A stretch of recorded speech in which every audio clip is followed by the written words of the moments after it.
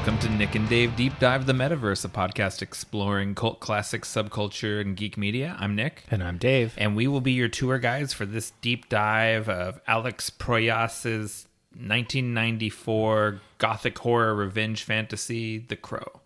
Yeah, I might have called it James O'Barr's gothic revenge fantasy, The Crow. Adapted from the graphic novel by James O'Barr.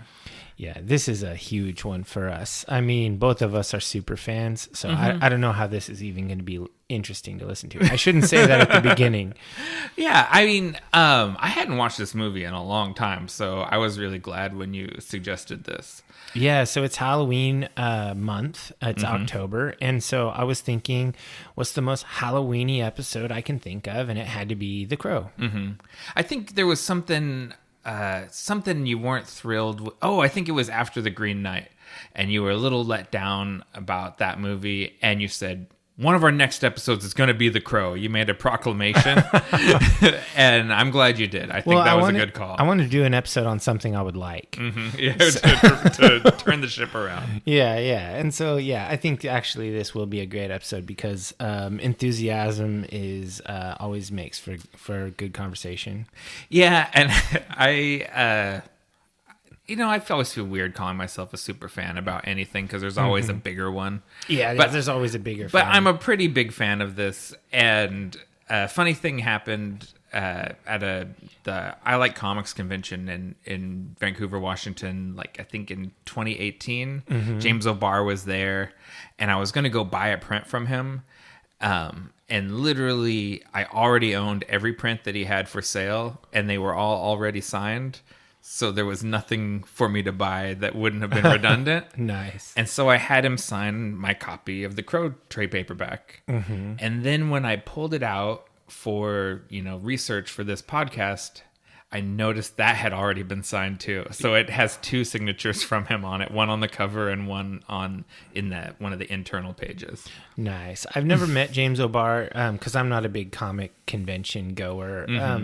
Is he pretty chill, pretty cool dude? Yeah, pretty chill dude. He's older than us, kind of elder Gen Xer instead of a younger Gen Xer. He always wears his Marine field jacket. And he just an old, sad dude. He's an elder goth, as they would say. Yeah, elder goth. Yeah, casual goth though. He's not super gothed out or anything, but he's a real sad sack. Okay. But friendly. I mean, but he's not much of a talker. I've never had a cool chat with him or anything. Okay. I mean, yeah, he's a really great storyteller. I think that this was a really, really heartfelt thing that he wrote. It's not a novel. This comic, and so, I mean, I was introduced to it by the movie. I wasn't a fan before the movie, and that when it first came out in '94. But I was a super fan as a kid, as a young teenager. I had the movie poster hanging in my room. I had the Brandon Lee entering the cathedral where there's the shaft of light and the Crow is walking in. And I dressed as the Crow multiple times for Halloween as a teenager. And so pretty much this movie is in the pantheon of Dave. Yeah, it's just hugely influential. I didn't read the comic until after I'd seen the movie, but I was aware of it, from magazines and stuff. But because it was a small press, independent comic coming from the Midwest, it didn't really have a ton of penetration out here until after the movie. And then, they were pushing real numbers and putting a lot of books out in stores. Yeah, so I mean, this is a really, really classic movie that has a lot of things to say about it. So let's just jump into this. What have you been up to? Oh, well, first of all, you and I both went and did something. We went to the Oregon Brewers Guild's 17th annual Portland Fresh Hop Festival. Yeah, that's a good one. We've been to the Fresh Hop Festival before. We have, but it's been a few years because everything's been shut down. So it was actually kind of exciting to go to a brew fest again, and it was at the Glendoveer Golf and Tennis Driving Range, which you've been to before. I'd never been there. Yeah, I went to the Portland Open Disc Golf Pro Tour stop, and it was pretty cool because, I mean, it was all outside, and it's a really nice facility, and it was just really, really well-run event. Yeah, tall trees all around, very shady. I always hate Brewfest where you're cooking out in the sun. Yeah, you're trying to huddle under a tent and stuff. No, not this one. And divers Dana and Ted met up with us, and it was cool to see people in person again. Divers Lisa and Carrie were there too. So it was a good one. I mean, my lovely wife Lisa, I don't know if she counts as a diver. We said that Carrie does, but we'll see if Lisa ever listens to this. If she comments, then I'll take this back. But I bet she won't ever hear it. All right. And then besides that, I saw a ridiculous movie called Venom: Let There Be Carnage. Oh, how was that? Directed by Andy Serkis. Those are weird movies. You didn't see the first one? No, God. They're phenomenally stupid action movies, but Tom Hardy is just such a charismatic performer, and he's so invested in the character and the world that he makes it watchable, even though it's hot garbage. Okay. So, like, if Tom Hardy and Woody Harrelson covered in alien slime trying to kill each other appeals to you in any way, it's worth watching, but I can't say it's a good movie. It's a bad movie that's fun to watch. Oh man, I talked to a couple of teenagers about this movie. And one of them was like, "It was so lame, I couldn't believe it. I wanted it to be cool like Deadpool, but it wasn't." And then the other one was like, "Oh man, it was so awesome, I loved it." So I didn't know what to think. Yeah, I think if you can just like get into the stupid, then it's a really fun I've movie. been known to get into the stupid. I mean, one of my favorite comedies is Dumb and Dumber. Yeah. So if Jim Carrey was Tom Hardy and God, who's the other? Jeff Daniels was an alien goo ball that has possessed him. That's this movie. Okay. And they eat people. They bite heads off. It's pretty gnarly. Yeah, that's. I mean, it doesn't sound terrible. No, it's a fun time, but it's a bad movie. Okay. Makes sense. But what have you been up to? A couple things, nothing crazy. I went to that Brewfest with you. I got some Invisalign braces, which are a new thing for me. It's not really special, but I mean, it changes a lot of things for me. I can't be like a snack maniac like I like to be because you have to take them out every time. Are you wearing them right now? I took them out for the podcast because I noticed it makes my S's sound a little weird. I was feeling a little self-conscious out there, divers. See, I do that without Invisalign. I just have a lisp. Okay, so yeah, I took them out. But and then the other thing is I did a long session with my tattoo artist to work on my left arm. And so I have my oldest tattoos on my left arm. I got the first one when I was 18 years old, my bracelet tattoo.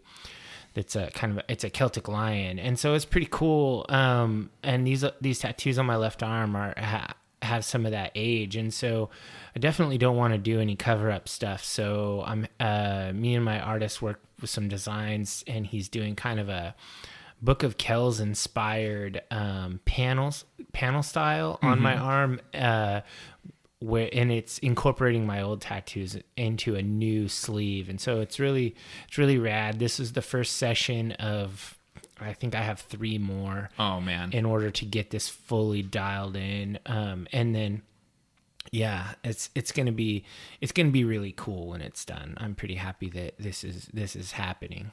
Yeah, I totally forgot about that because you always wear long sleeves. So that you have a fresh tattoo I didn't get a alert when I looked at it. Yeah, I wear long sleeves to work, and we're recording this on a weekday, so I didn't change out of my work clothes. Yeah. So yeah, that's it. That's all I've been up to. So what's our podcast fuel for this episode? We are continuing with Fresh Hop Season, which we've been on for the last 3 episodes? Yeah. And I got Killer Red from Double Mountain. It is a fresh hop strong IRA. And let's see, they got just picked hops from Sodbuster Farm in the Willamette Valley. And it's a 7.2 ABV, 88 IBU. I like this beer a lot. I actually like it more than I expected to. Yeah, I'm usually not a person that goes for a red, but this is pretty good. It's the killer red, and I looked at that and I heard Top Dollar, the villain from the movie, is like the killer of killers, and I was like, okay, that ties in. It's a tenuous tie, but I made a connection. Well, yeah, anything death or killing or fire related would have worked. Yeah. There's so many beers that have crows and ravens on them, and there was just nothing at the store when I went. Man. I was like, "Where's this? I know there's like 3 breweries with raven in their name, but nope, nothing." Yeah. All right, cool. Well, this is really good beer. Definitely check out Double Mountain if you've never given them a shot. Yeah, have we not had a Double Mountain beer on the podcast? I don't know. I know I've drank their beer before. Yeah, because they're one of my favorite breweries here in Oregon. They're in Hood River, Oregon, just up the gorge a little bit here from the Pod Cave, and they have really excellent pizza and really great beer out there. It's one of my favorite spots. Yeah, I feel like making a little trip out to Hood River at some point. That'd be nice. There's always a good reason to go to Hood River. Yeah. All right, great. Let's go ahead and take a break, and then we'll come back with this deep dive.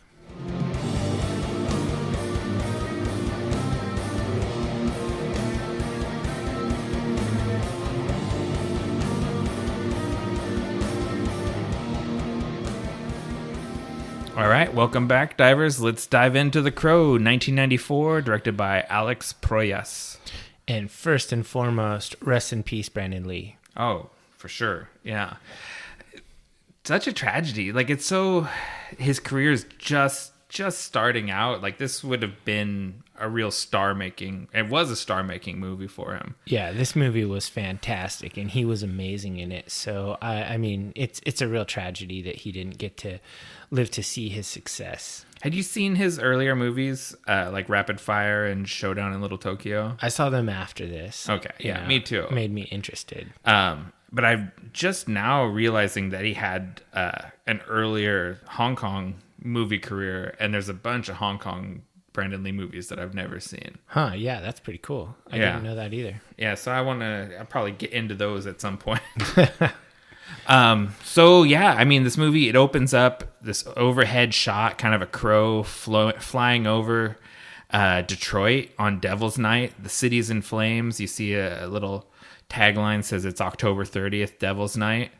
And I love this shot because the modern mind makes you think drone footage or whatnot, but when you look really close, I actually think that's a model city. It is a model city, and it's so good. The model cities, that's my first note here. The model cities are so good in this movie. I love physical effects. I know I say that like every time there's a movie with physical effects, but it's so good. And I love model cities. It's something, it's something because I like monster movies and stuff. That's a big part of that. And everyone kind of like, smashing up a cardboard city. It's like, no. Building scale model cities is like a serious art form. And if you cheap out on it, it looks terrible. And these look just excellent. And then the flames, it's like a projection effect. Oh, okay. So that's done practically. And then it does this cool thing as the camera kind of flies over the city and then comes into a circular window on the loft where Eric and Shelley lived. Yeah. And then it cuts into live footage of Ernie Hudson there in the crime scene. And it's just like executed so well when digital effects really are just in their infancy. Like, I mean, they're killing it. It would be easy to say that this opening pan all the way up to the beautiful round apartment window was really good for the time, but I would just say it's really good for any time. Yeah. It's just nice. It's a great scene. I just think it would be much easier to do now. Yeah, for sure. This was way more labor intensive the way they did it than how you would do it nowadays. Yeah, and so there's a there's a crime scene going on and whatnot, and one thing I kind of note here is that there's a monologue that goes on, and you know how I hate voiceover. Yeah, I don't hate this. You don't hate this? I have it written down here. It's Sarah's voice, and she says, "People once believed that when someone dies, a crow carries their soul to the land of the dead. But sometimes something so bad happens that a terrible sadness is carried with it, and the soul can't rest. Then sometimes, just sometimes," she says sometimes a lot, "the crow can bring the soul back to put the wrong things right." And I think that is just enough words in order to tell the audience exactly what to expect from this movie. You're looking at a crime scene, something bad has happened, there's a city aflame, you see this creepy crow here and there and these various footage, and you're told that the crow can bring the soul back to make the wrong things right. Yeah. It's exactly the amount of tell that you in order to set the entire premise. Yeah, and so this is all the voiceover with Sarah is it was added after the Brandon Lee passed away. It was not in the original script, but because of some of the things that they couldn't finish and things that had to be cut, they needed some of this narration to explain the situation a little bit more. Yeah. Fun fact: the actress that plays Sarah is almost exactly the same age as me. So I think it's just kind of interesting because in the movie she's kind of a kid, but it came out a few years after it was filmed, or a couple years after. So. Yeah. She was probably like 12 or 13 when it filmed, and then so that would have put us or me about 14, 15 when I saw it. So that's about right. Yeah. So like 15, I think. So yeah, it was. I just thought that was really interesting that she's basically the same age, and I just thought that this is this is a good opening that just tells you straight away this is what you need to expect. This is what to expect. This is what you're going to have. So there's a kind of a storytelling trope where a storyteller makes a promise, and then the expectation is that you keep the promise. And so the promise here is that there's going to be violence and there's going to be wrong things put right in a very, very dark, grim, gritty setting. And so the storytellers, the director, and the all of the people that contributed to these shots and all of that, they're making a promise. And obviously, this is an old movie; everyone's seen it. There's no spoilers here. They deliver on this promise, and so for sure. I like how they just tee it up and then swing.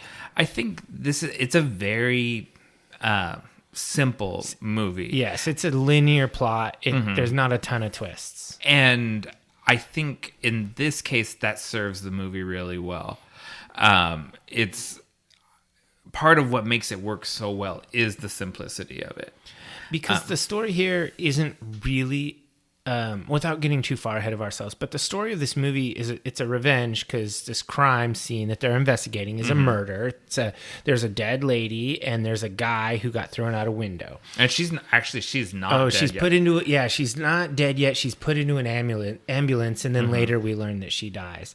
So basically, we learn that this is a crime scene, and then we also learn that crows bring back souls to bring revenge, and so. Basically, they've set up a plot to where, okay, this is going to be just a revenge movie. It's not actually a revenge movie. Oh? It's a love story. This is a love story. This is an inverted love story because throughout the movie, so it begins with the death, and then throughout the movie, Eric has continued regular flashbacks of himself falling in love with Shelley and proposing to her and all of that. So this is a love story that is nested inside a revenge fantasy. Okay. And so that's why this movie works, is because it's not just a linear slaughterfest, because it's a slaughterfest. Yeah. But it is a love story where you care about a character you essentially never meet, Shelley. And you then root for Eric to commit heinous murder because you also love Shelley. That's the entire premise of the movie. And they don't hide the ball. Yeah, I don't disagree with what you're saying there. We also meet Officer Albrecht in this, played by the great Ernie Hudson from Ghostbusters fame. I loved it when I saw it. I was like, oh yeah, it's awesome. Like I was pretty happy because you know what kid didn't like Ghostbusters? That's great. We'll get to Ghostbusters eventually, Diver. Do we do whole franchise or do we do just one? Just the first one. Okay, I think we can stop there. And so Albrecht seems to be, and I have little notes about the differences and similarities to the comic because Albrecht and this whole opening's way different than the comic. Yeah, and Captain Hook, the detective from the comic book, they've combined those. Albrecht is the beat cop and Hook is the captain that's investigating the murder, and they combine them into one character. And I actually like that. It's more streamlined. I feel a lot easier. A lot of the decisions where they veered away from the comic book were improvements and not taking away from the story. Yeah, I read the comic and in preparation for this, and I think honestly that this is a slimmer, more streamlined tale. Yeah, and it works a bit better than the comic book, which is a bit meandering. Yeah, well, it's because those original, little sidebar on this, the original 4 issues that Caliber Press put out, starting I think in '86, I think when the first one came out, and then continuing on into the early '90s, and then it stayed unfinished until Tundra, which was another small press that was run by Kevin Eastman, who was one of the Ninja Turtle creators, republished those original 4. I think he did them as kind of oversized comics where 1 and 2 were in one book and then 3 and 4 were in the other one. And then finally, in like 1993, I want to say, that 5th issue finally came out. And stylistically, from issue 1 to issue 5, he doesn't even draw the same. Like, yeah, for sure. There's so many years in between them, and the story kind of, like you said, meandered along as they were coming out. Yeah. So this is just, they've tightened it up and made it more cohesive and a more singular vision. Yeah, I totally agree. So we meet Albrecht, and he's a beat cop, and he's kind of, he seems to have a heart. Because when the young girl skateboards up and they're putting Shelley, who's on a backboard, what do they call those things? Stretcher. Like, with her gurney, her neck immobilized and the thing in her mouth and stuff. He basically tells the girl, whose name is Sarah, that she'll be fine, and that he tells her some sweet lies. He's just sort of a nice guy. And Sarah's a street kid, and she smells bullshit immediately. She's like, "You're lying to me, just like you lied to Shelley. Eric's dead." Yeah, because he wouldn't tell Shelley that Eric was dead. And yeah, I mean, Sarah's dressed cool. She's wearing docks. She has on like fishnets on her arms. Yeah, she's sort of like this perfect goth grunge kid of the 90s. Yeah, I like that it's not just grunge, not just goth. It was that proper moment of the early 90s where goth meets grunge was kind of the thing. Well, like you could see the fishnets through the ripped knees and the oversized pants. Yeah, it's so weird.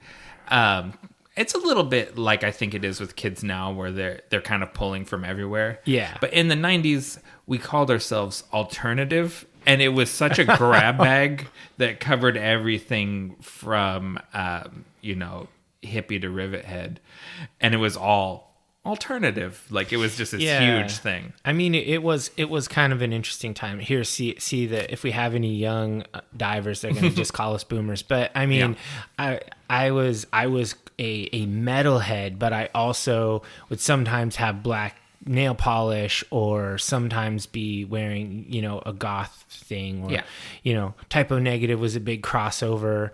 And so I think a lot of people in any of those alternative scenes, whether you're a punk rocker or a metalhead or whatever, you borrowed from the other scenes pretty liberally, and it wasn't like a territorial thing. It was more like that guy is also into this. That's cool. Yeah. It was kind of a positive connotation that you could rep multiple different things at once. And Sarah's definitely doing that. Oh, for sure. And then we cut to 1 year later. Inexplicably, Sarah hasn't aged at all, but we'll just brush over that. Yeah, that's fine. Sarah's there. She's visiting the graves.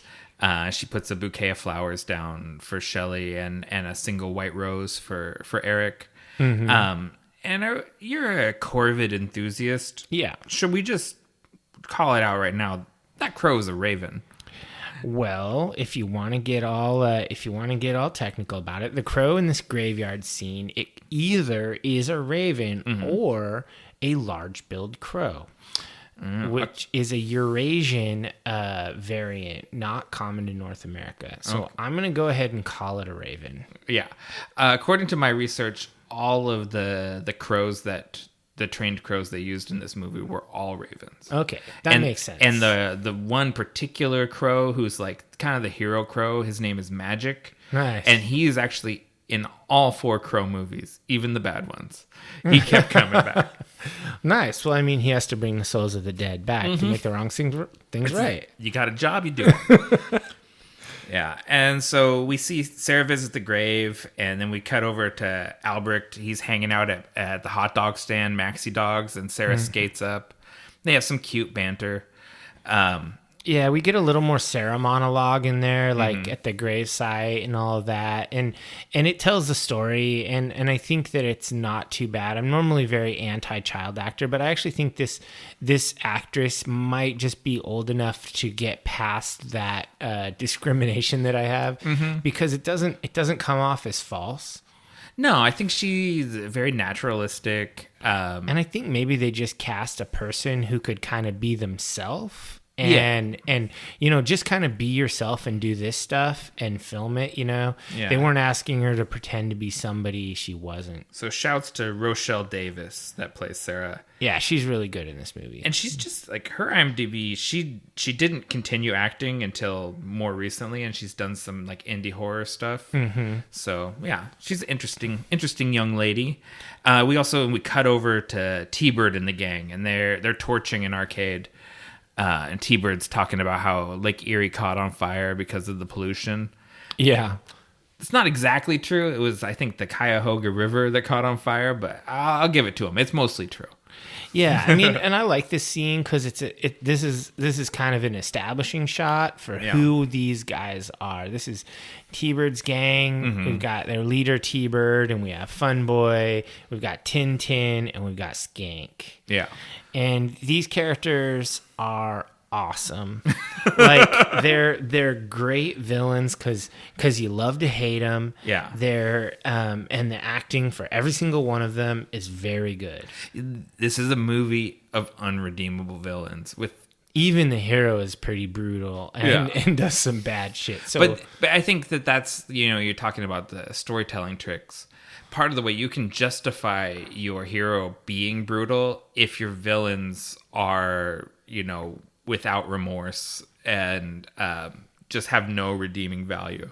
Yeah, and I think that probably of this little gang, and of course we'll get to Top Dollar later. He's horrible, but I mean of this gang, the most irredeemable one is Tintin because he's just the most sinister, brutal killer of them all. Yeah. The other guys are just kind of like drinking hooligan idiot murderers, but like Tintin is just like a fucking Terminator. He's the most sadistic, definitely. And he's gonna be the first one to die. And Tintin meets Eric Draven is the opening to the comic book.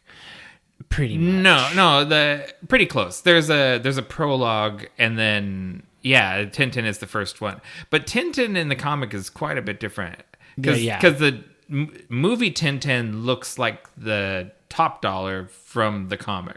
Yeah, That's true. Yeah. So I mean, it's pretty crazy. These guys are smashing up this arcade, and they put a bomb in there. Yeah. And they blow the place up, and they do the whole cool guys walk away from explosions, and they drive off in a cool old car. Yeah, it's like a 75 Thunderbird, where the T-Bird gets his and name it's got this sweet ass blower out of the hood. It's a pretty cool land yacht. It's a very Detroit muscle car. Yeah. James O'Barr, the comic is set in Detroit, the movie is set in Detroit, and James O'Barr is a Michigander. Okay. And so that Motor City musclehead thing, he loves drawing cars. You can tell from not just from The Crow, but other comics he's done.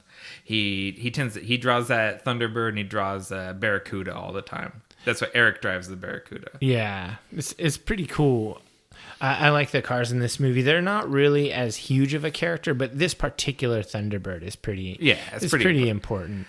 And then we cut back to the grave, and we get to see the Eric claw his way out of the grave, and he's being led around by the Crow, and the Crow leads him to a dumpster with a pair of combat boots in it.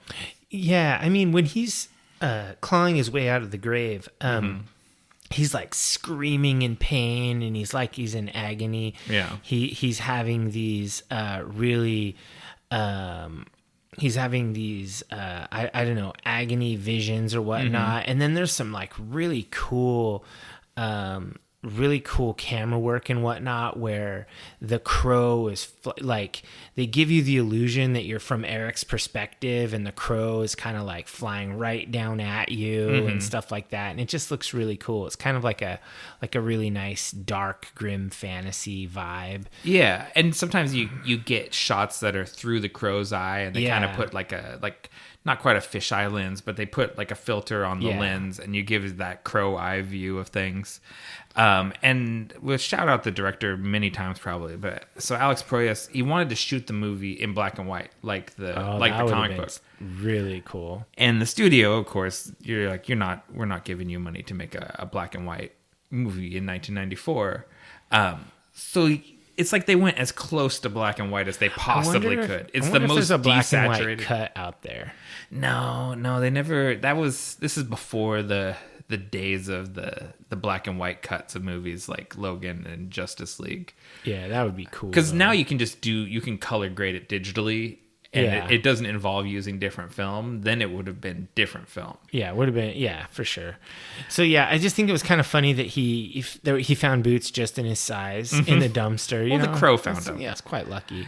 And then it's funny because he. When he puts them on, and he like only partially like laces them up or whatnot, and he has that kind of thing that was common in the 90s with the boots not fully tied. I hate it. Open sloppy look. But one of our divers used to rock that look from time to time back in the day. Shout out to Lance in Florida, who would do the unlaced boots, who would rock the black unlaced boots sometimes. I have it in my notes to contemplate the blisters you'd get from wearing wet, unlaced combat boots with no socks. Oh, God. It just seems like, that just seems like murder. It's a good thing he's already dead. It's because that's really bad. So there's a missing element here. There was a character called the Skeleton Cowboy that's played by Michael Berry from The Hills Have Eyes. Yeah. And the Skeleton Cowboy was sort of Eric's guide in the earlier version of the film. And then after Brandon Lee passed away, they cut those scenes and streamlined it. Basically, the Crow is the one and only guide. Yeah. And I think actually probably makes the movie tighter and better for it. Okay. But the Skeleton Cowboy would be explaining things, like expositing to Eric the rules of being. He was the Watson. Yeah, he is the guy that tells you, he's like, well, you have to be focused on the mission, and you can't be killed as long as you're doing that. Yeah. And it's like, I think it's good that it's not there. It's a really minor element from the comic book. It's only in a couple of panels early on in it, and mostly the Crow is his guide. So I actually think this is a good improvement to the story. Yeah, I think this is way better. I really liked this. It was important to streamline the comic books. Yeah, because I think that when James O'Barr was writing them, and this is just pure speculation, obviously he wrote them from a place of his own anguish and whatnot, but yeah. I don't think he did a lot of work on the plotting and storytelling aspects of this. No, I think this was just kind of from the heart. Just kind of go for it. He was definitely riding by the seat of his pants. He wasn't really trying to do like tight narrative beats. No, he was just processing grief, because what happened was his fiance was killed by a drunk driver. She wasn't assaulted like Shelley is in the movie, but he still had that sense of that. She was taken away unfairly. Mm-hmm. And this story was his grief processing and sort of his revenge fantasy of getting back at those people that took her away from him. Yeah. And so I don't think he was really trying to keep it tight. He was just kind of doing stuff. Just kind of following his muse, basically. Yeah. And so then Eric returns to the old apartment, which is got some like crime scene tape or whatever, but it's pretty much exactly as he left it. And his cat is still there. Yeah, Gabriel. I love this cat. It's from the comic. I don't know who's been feeding Gabriel for the year. He's just been living that stray cat life, I guess. But he's still hanging around the old house. And he triggers a nasty flashback of the memories of Eric and Shelley's murders. Yeah, it's a really grisly and brutal scene that they portray. And the murder scene with the gang, and it really sets up the gang to be just utterly horrible. It makes you hate them. And then it also lets you understand why Eric came back, because it was just so dark. And he does this thing at the end where he's kind of like moving around the apartment and feeling pain, and at the end he like jumps up and grabs the window, the round frame of the window, and he swings out and then swings back in, and he lands, and you see the broken shards of glass with blood on them and whatnot. It's pretty cool. It's a really kind of gut-wrenching scene, the whole thing. Yeah. And I want to shout out Brandon Lee's stunt double, Chad Storlson, who does most of this scene, because you never see Eric's face. So most of that stuff that's shot from behind, where he's climbing up the fire escape and he pushes open the door, that's mostly all the stuntman. Okay. And anytime when his face is shown, it's because they've digitally added Brandon Lee's face onto it. Oh wow. And he does a lot of heavy lifting in this moment here. Also in like the rooftop guitar playing scenes and stuff, he fills in a lot of gaps in the movie.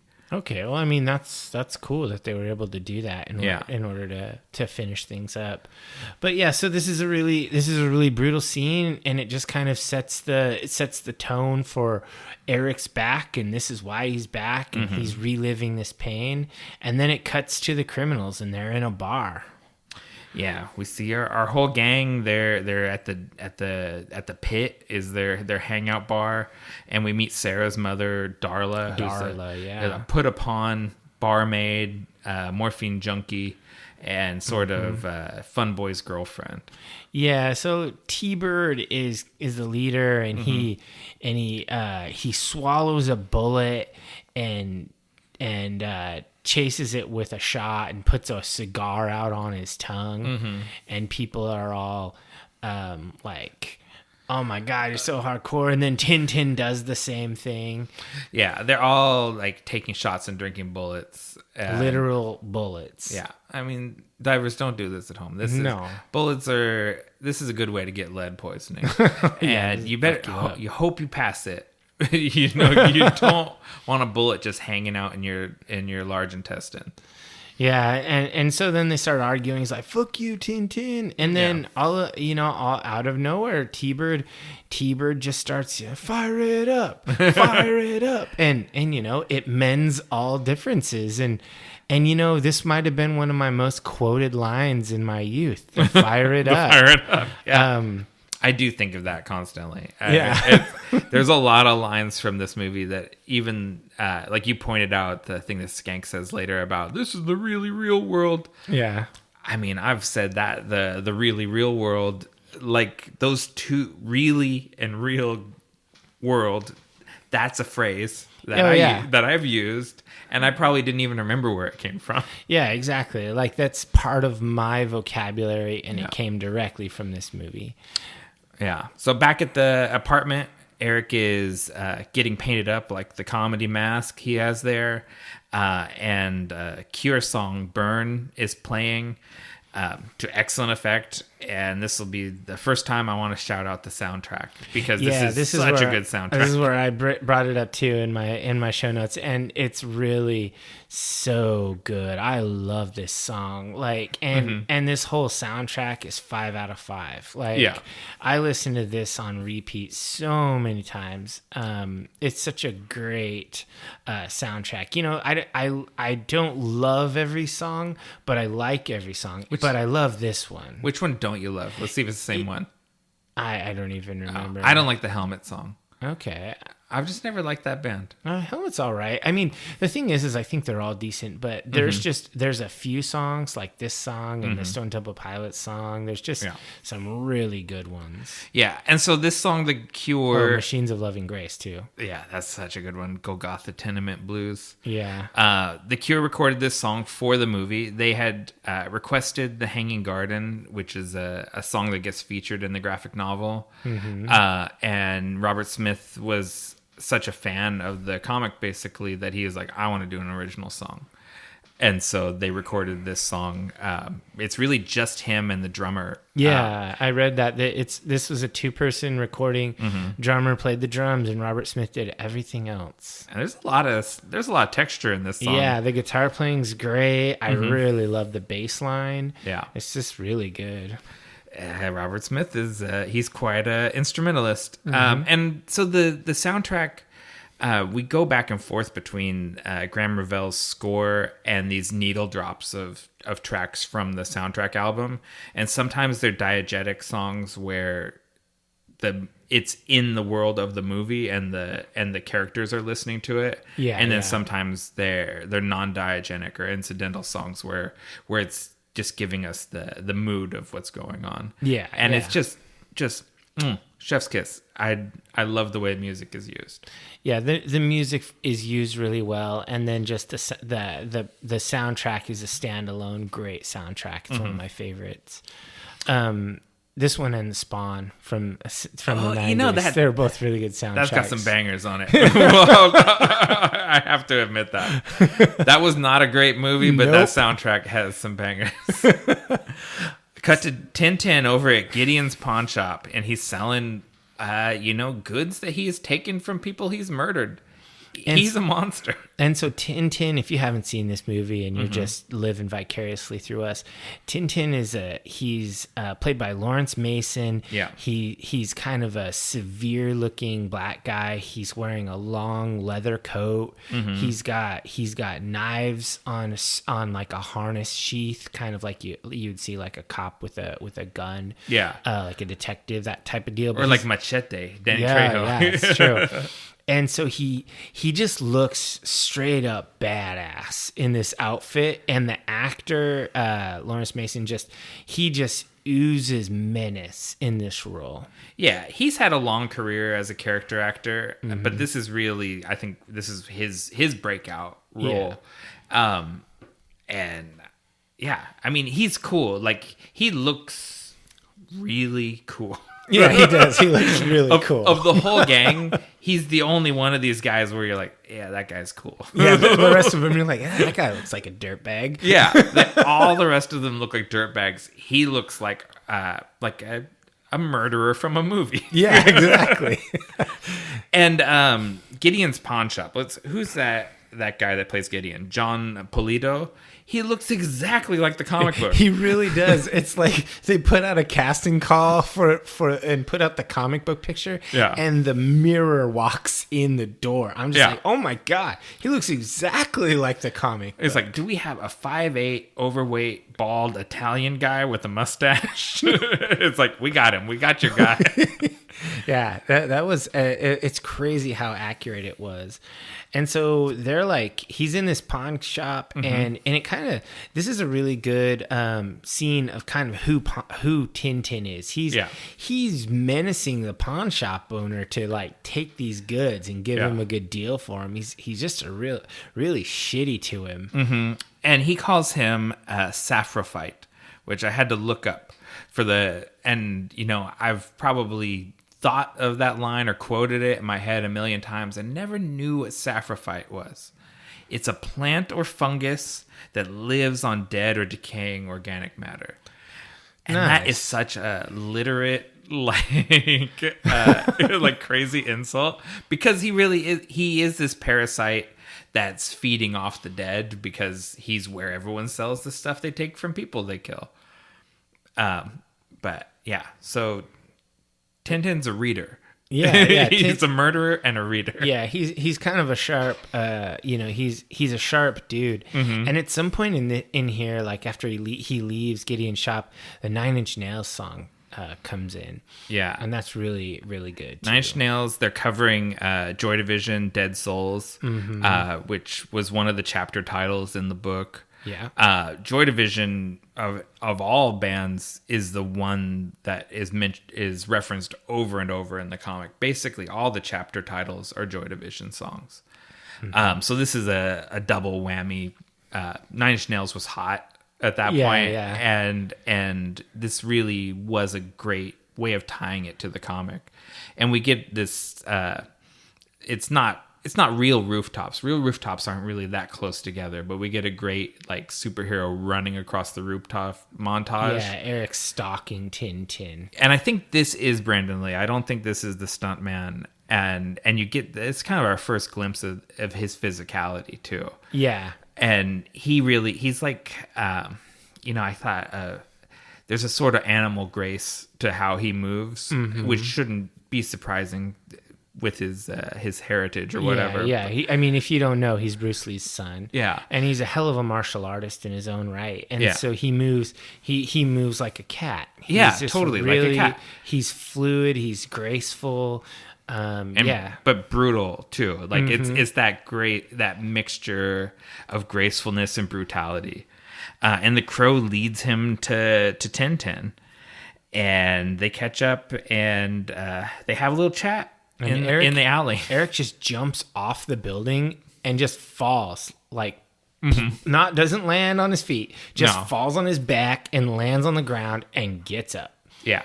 And I think that was just a little testing of what am I capable of? And it's like, apparently this. Yeah, apparently a fall that would kill people. And he just gets up and he goes and he confronts Tintin. Yeah.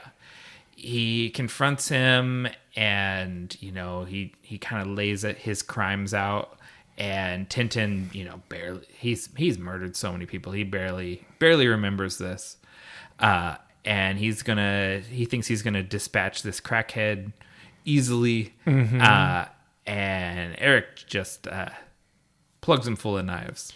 Yeah, and part of the scene I really love and I appreciate, because I'm a vocalist in a band. When Brandon Lee is acting and he's interrogating Tintin, he screams at him, but the scream is it's primal and it's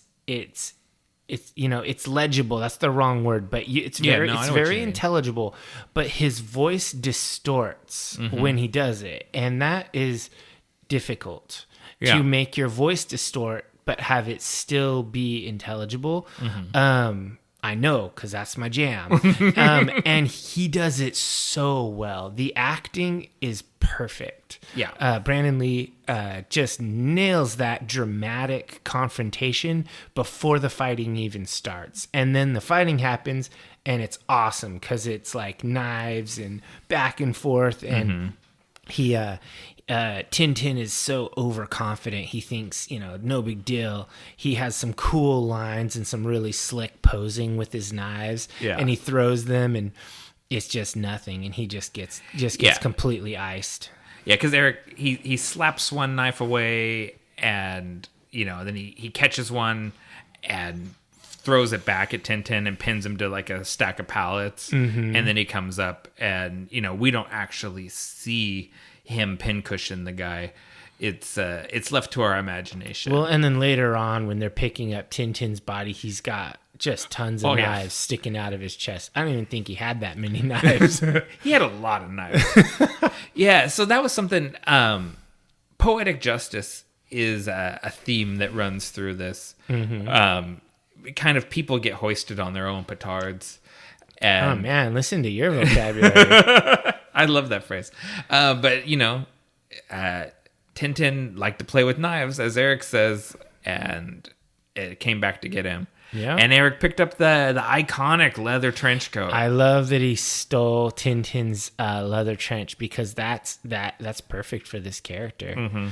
I love it. I'll say this, same thing I said last episode about David Bowie's fedora. You're not necessarily going to look like Brandon Lee if you put on a leather trench coat. So a lot of Goombas put on that leather trench coat and think they look like the Crow, and they look really terrible.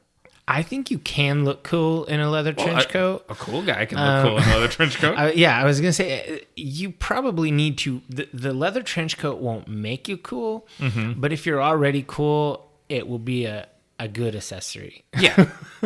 I agree with that. So then it cuts to kind of a nightclub scene. Yeah. And there's Trash. a band, Medicine is playing on stage. And I really dig this song.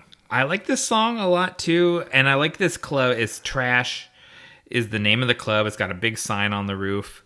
This is actually an abandoned cement factory in South Carolina, I believe. But this is really true to Detroit of the time. I have some friends from Michigan, and real estate being in decaying Rust Belt places like Detroit being what it is. Clubs that take up whole industrial buildings and are multiple floors, that's not unheard of. So that'd be really cool to go to. This is pretty plausible. And we T-Bird and Skank arrive at the club, and T-Bird goes upstairs to see Grange, who's the right-hand man for the big boss, Top Dollar. Grange is played by the great Tony Todd from Candyman. A lot of excellent character actors in this movie. Yeah, and you get a glimpse at this, this kind of creepy hot lady with this cool back tattoo. It's she's in a shower, and the villain, Top Dollar, who played by Michael Wincott, is kind of peeping on, and it's just kind of creepy, especially when you learn that that's a sister. Yeah, and they just had a lethal threesome with some girl. Yeah, she's just laying dead in their bed. Yeah, which this whole thing got described by Grange. She said the man he's taking a meeting. Yeah, and it's like, again, with the just irredeemable villains, like these people are horrible. Yeah, it's pretty gnarly. And then his sister, kind of looks at the corpse and says, "I like her eyes." And it's just foreshadowing. Really grim and kind of a dark scene. And I like how they kind of set these characters up as just these nasty people. Yeah. So Bai Ling playing Micah, she's not a character from the comic. She's original to the movie. Top Dollar is in the comic in a much different form, much more like Tintin. But Michael Wincott, man, he's so good as this just horrible villain. And I like this version better. Mm-hmm. I think this is a cooler top dollar. Oh, for sure. And the $1 million question, is that his real hair? No. You don't think? I don't think so. It is majestic. It is majestic. It might be. I mean, they have stylists and all that, but maybe it's extension. Because parts of it looks real natural, but it's so long. Like, yeah, he looks really cool. Mm-hmm.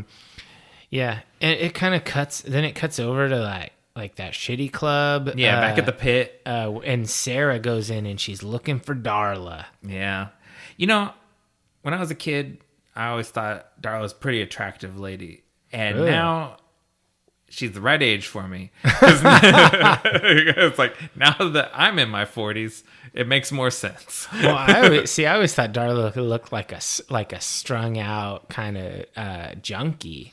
Well, a little bit. I think she looks like a rough around the edges sort of Drew Barrymore. Like if there's real rough around. Yeah, she's a Drew Barrymore with some city miles. Yeah, if I were to, I mean, I was never one who was all about the movie ladies or whatever, but I definitely think Micah is the token. She's the hot chick in this the hot movie. lady. Yeah, she's definitely the hot lady in this Fair movie. enough. So Sarah comes in to check on her mom, Darla, and Darla, she's off work and she's getting ready to hook up with Funboy, who lives there at the pit. He lives upstairs. Yeah. And Sarah, Darla hands her some of her tip money and says to go buy some food. And Sarah's like, somebody already brought me dinner. The police. Yeah. And, she knows her mom is associates with criminals. And it's meant to be a dig. Oh, yeah, for sure. Yeah. And then, she goes up and interrupts Darla and Funboy. Mm-hmm. And Funboy basically makes fun of Sarah, and I was just like, what kind of fucking mom sits there while her kid is getting made fun of? What a joke. Yeah, man. Those opioids are a real problem. Yeah. It's pretty gnarly. Meanwhile, the Crow leads Eric over to Gideon's pawn shop, and he goes in looking for something in an engagement ring. And this is all almost straight from the comic, this whole scene. And I love that Eric goes in there and quotes Edgar Allan Poe. He kind of misquotes it. Well, but whatever. Yeah, you get the impression. You get the idea.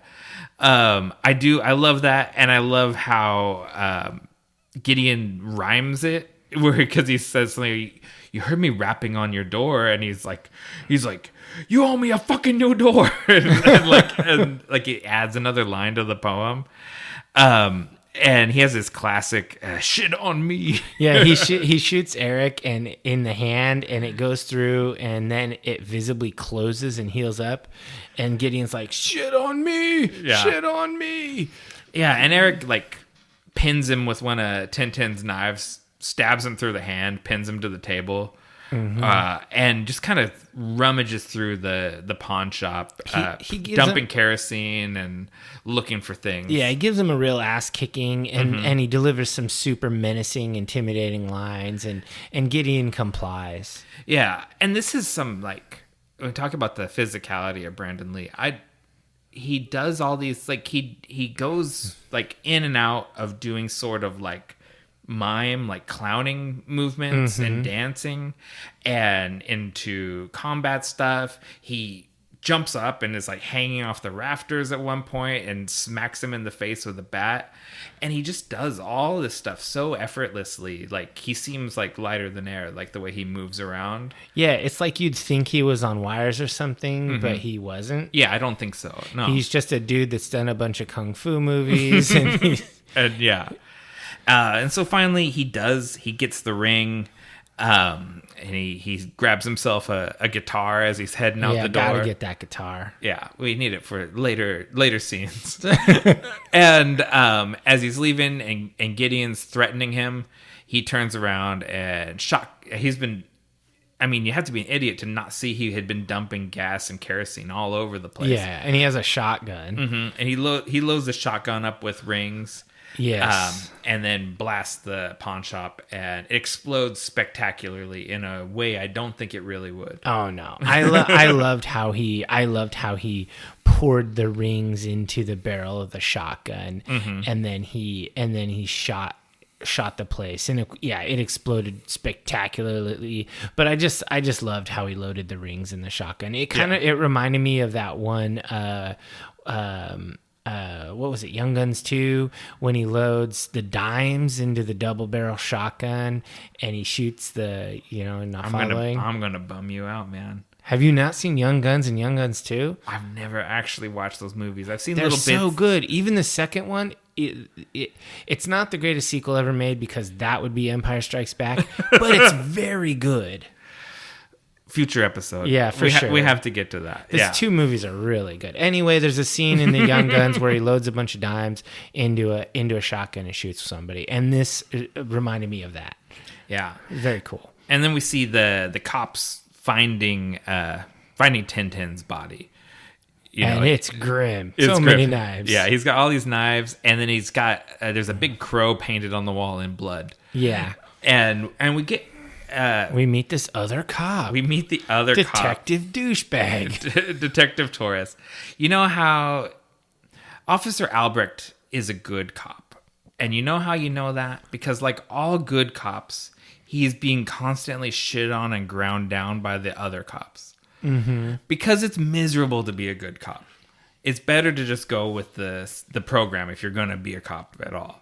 Because it's a losing battle. Yeah, this whole I call it tropey police drama that has been played out in a million other movies. I was just like, okay, I don't need this cop in this moment. I mean, he's a shitbird detective and a gritty street cop, and it's kind of it's cliche. And there's a couple of funny lines. He's like, "What's that?" And he's like, "I'd say it's blood." Yeah, I call it blood, detective. You probably write it up as graffiti. Yeah, and we know Albert is the cool guy, and Torres is the dickhead. I think fair point. It's a cliche, but that's a cliche that's rooted in reality. Mm-hmm. And so shortly after this, Albert arrives at the pawn shop and has a little talk, little head to head with Eric. Mm-hmm.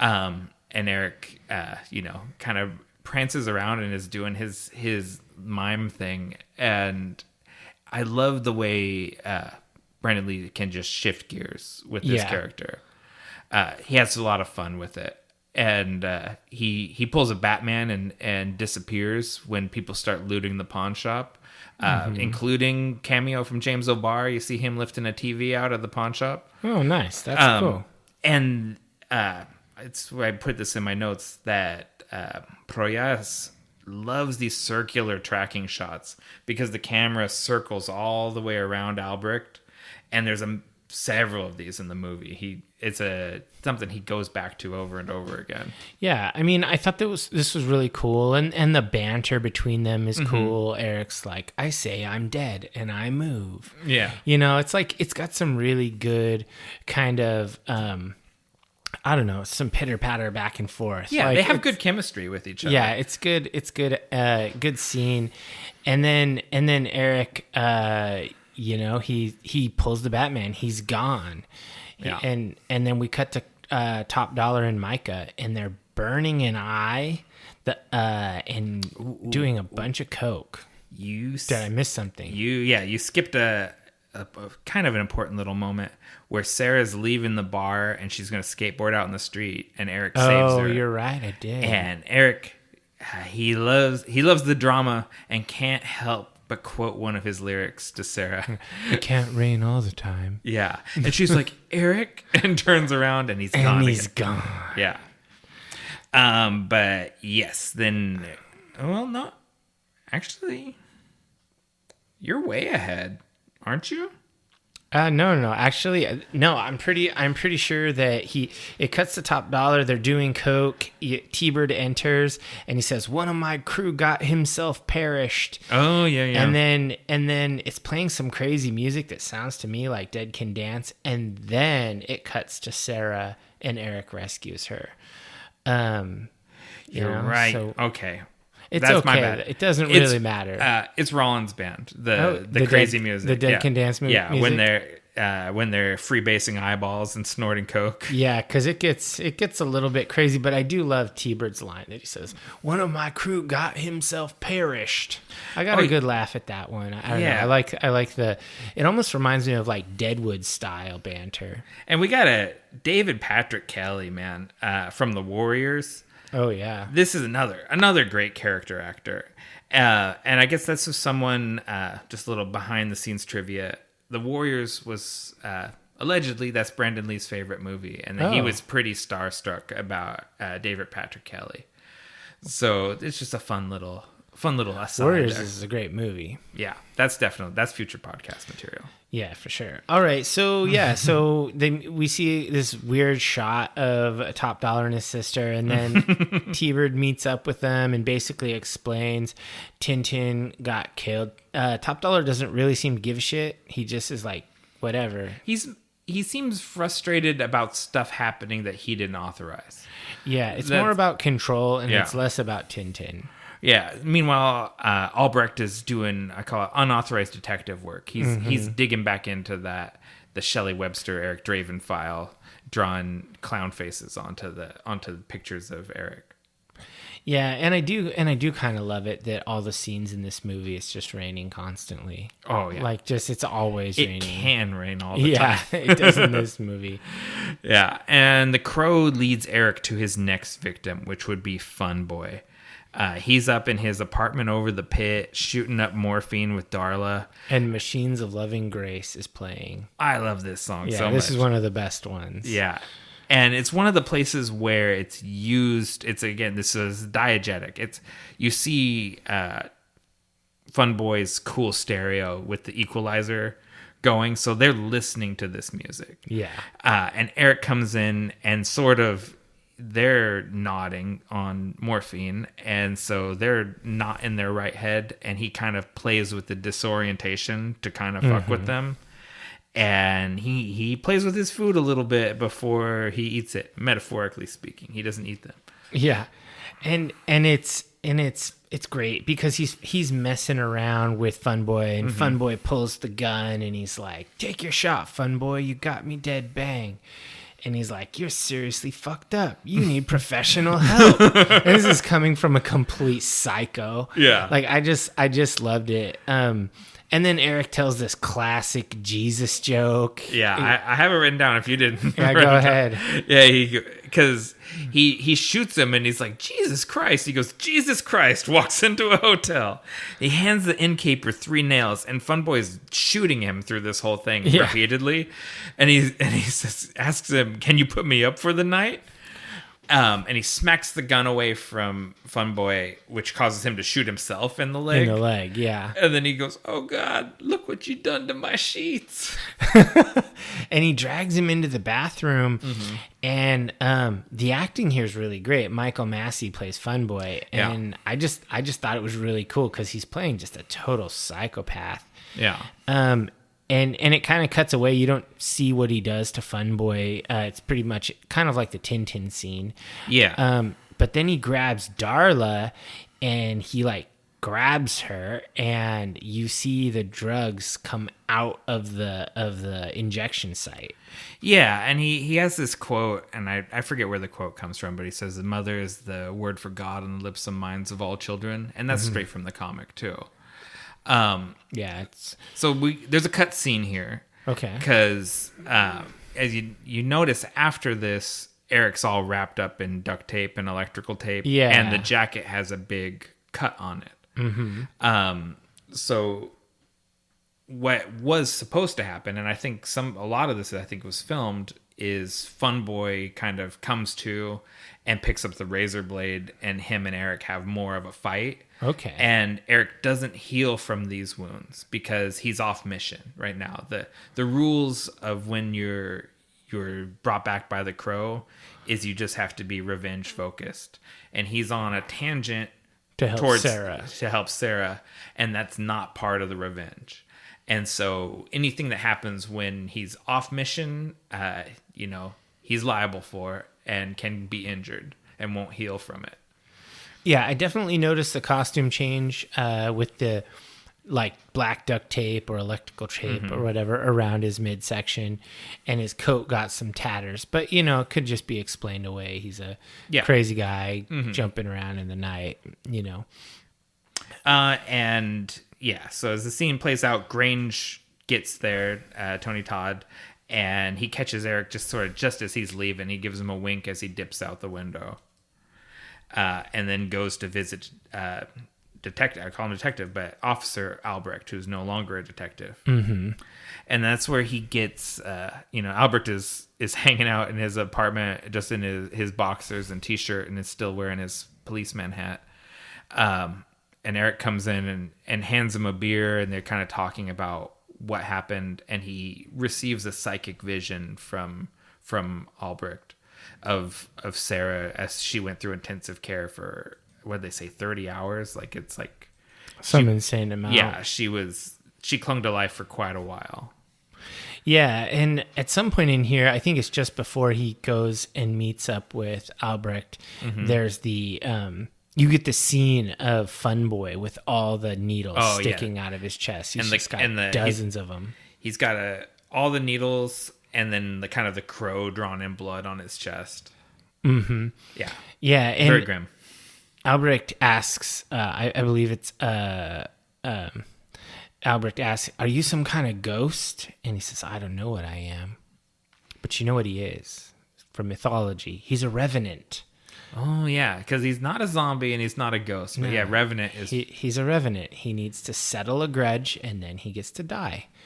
But yeah, I just thought that was cool. It's it's a classic mythology story. Eric didn't play enough D&D. No, well, I actually learned this from Vampire the Masquerade and Wraith the Oblivion. Okay, but yeah, it is a thing, and I think it's pretty cool here. The scene where he's he shows up and then he's gone again from Albrecht's house. Well, and his apartment, I guess. This time he leaves out the front door, and this was a largely improvised scene between Hudson and Lee. A lot of this is not scripted, and those guys can banter, man. A lot of the movie hangs on that relationship to sort of to kind of tie things to the human world and humanize Eric, and it works really well. So we cut back over to Grange and Gideon. They're at Trash upstairs in Top Dollar's office, and they're explaining, what they've witnessed. The two of them, they're getting their stories together. And Gideon does not know when to shut up. He's kind of a douchebag, an entitled douchebag. He's an entitled douchebag, but he just lost his livelihood, and he expects the crime boss that he's in, sort of in service to make things right for him. And I just love that he's kind of making demands of Top Dollar, and Top Dollar's just kind of listening. And then he goes over and he opens a vault on the wall. Right. And he opens it up, and it's filled with swords decoratively hung on the wall. And I'm just like, I want a sword vault. New life goal. You got the space. Yeah, you should do that. I could put one in here. Make that happen. Sounds expensive. But yeah, he opens a sword vault, and I'm like, okay, you cannot include a sword vault in a movie and not have the swords come into play. It's Chekhov's sword vault. Exactly. This is Chekhov's sword vault. Okay. Yeah. And He does. He kind of lets Gideon finish all of his story, and they have a little laugh together, and then stabs him through the throat with a cutlass. You're the sword expert. Yeah, it looked like a mortuary sword. Okay. It's kind of a thicker bladed sword than a rapier, but it still has a basket hilt like that. Yeah. So or it could also be a late period Highland claymore style, but there's several It's styles not that long, that it could though. be. No, claymores evolved from a two-handed sword to a single-handed basket-hilted sword in the late period. But it could be any of those somewhat wide-bladed or thicker-bladed basket-hilted swords. Anyway, it doesn't matter. You and Top Dollar could have a long conversation Yeah, we could. about swords. I like swords divers. So he runs him through, and I'm like, yes. And then the best part is he then grabs a gun and shoots him twice. I'm like, fuck, man. Yeah, because he's not dying fast. He's still kind of gurgling and stuff. And I know there's a rock club downstairs, but this is implausible. I think you hear these gunshots. Do you think they care? You're in Detroit, and a You're crime used- boss's lair. Well, okay, so these two might get by it. Later, there's an honest to God, like John Woo gunfight. Oh, yeah, that happens insane. up there. Nobody would ignore that. But two Yeah. gunshots ring out in the ghetto, and maybe ghetto's the wrong word. The industrial ruins of Detroit. Yeah. I think that might go ignored. Yeah. Then it kind of cuts over to Eric, and Yeah. he's playing guitar on a rooftop. Yeah, he gets real emo about it, and he needs to go up on the roof and jam every once in a It's while. kind of a somber little ditty, nothing very fancy. And I could tell, because they don't ever show Eric's face. Yeah. That was not. Yeah, that's the Brandon stunt Lee, double, because I his hands were too thick. Like it didn't look like Brandon Lee. But I mean, it seemed like the dude knew how to play guitar. It didn't seem like he was especially adept, but he was playing it. Yeah. And that's Graham Revell again that composed the score. He does all the music for Hangman's Joke, which is Eric's band. Yeah. Sarah puts the Hangman's Joke LP on the turntable and it helpfully skips right on that. Can't rain all the time. Can't rain all the time. Yeah, that I like that part. I was singing along with it. I went online and I looked up, like, you can buy a Hangman's Joke shirt on Etsy. It's pretty cool. Crafters of Etsy, always making that niche merchandise. Yeah, because if you wear that, the person who knows, they know. Oh yeah, you're gonna make a friend for life at some show where you wear your Hangman's Joke T-shirt For sure.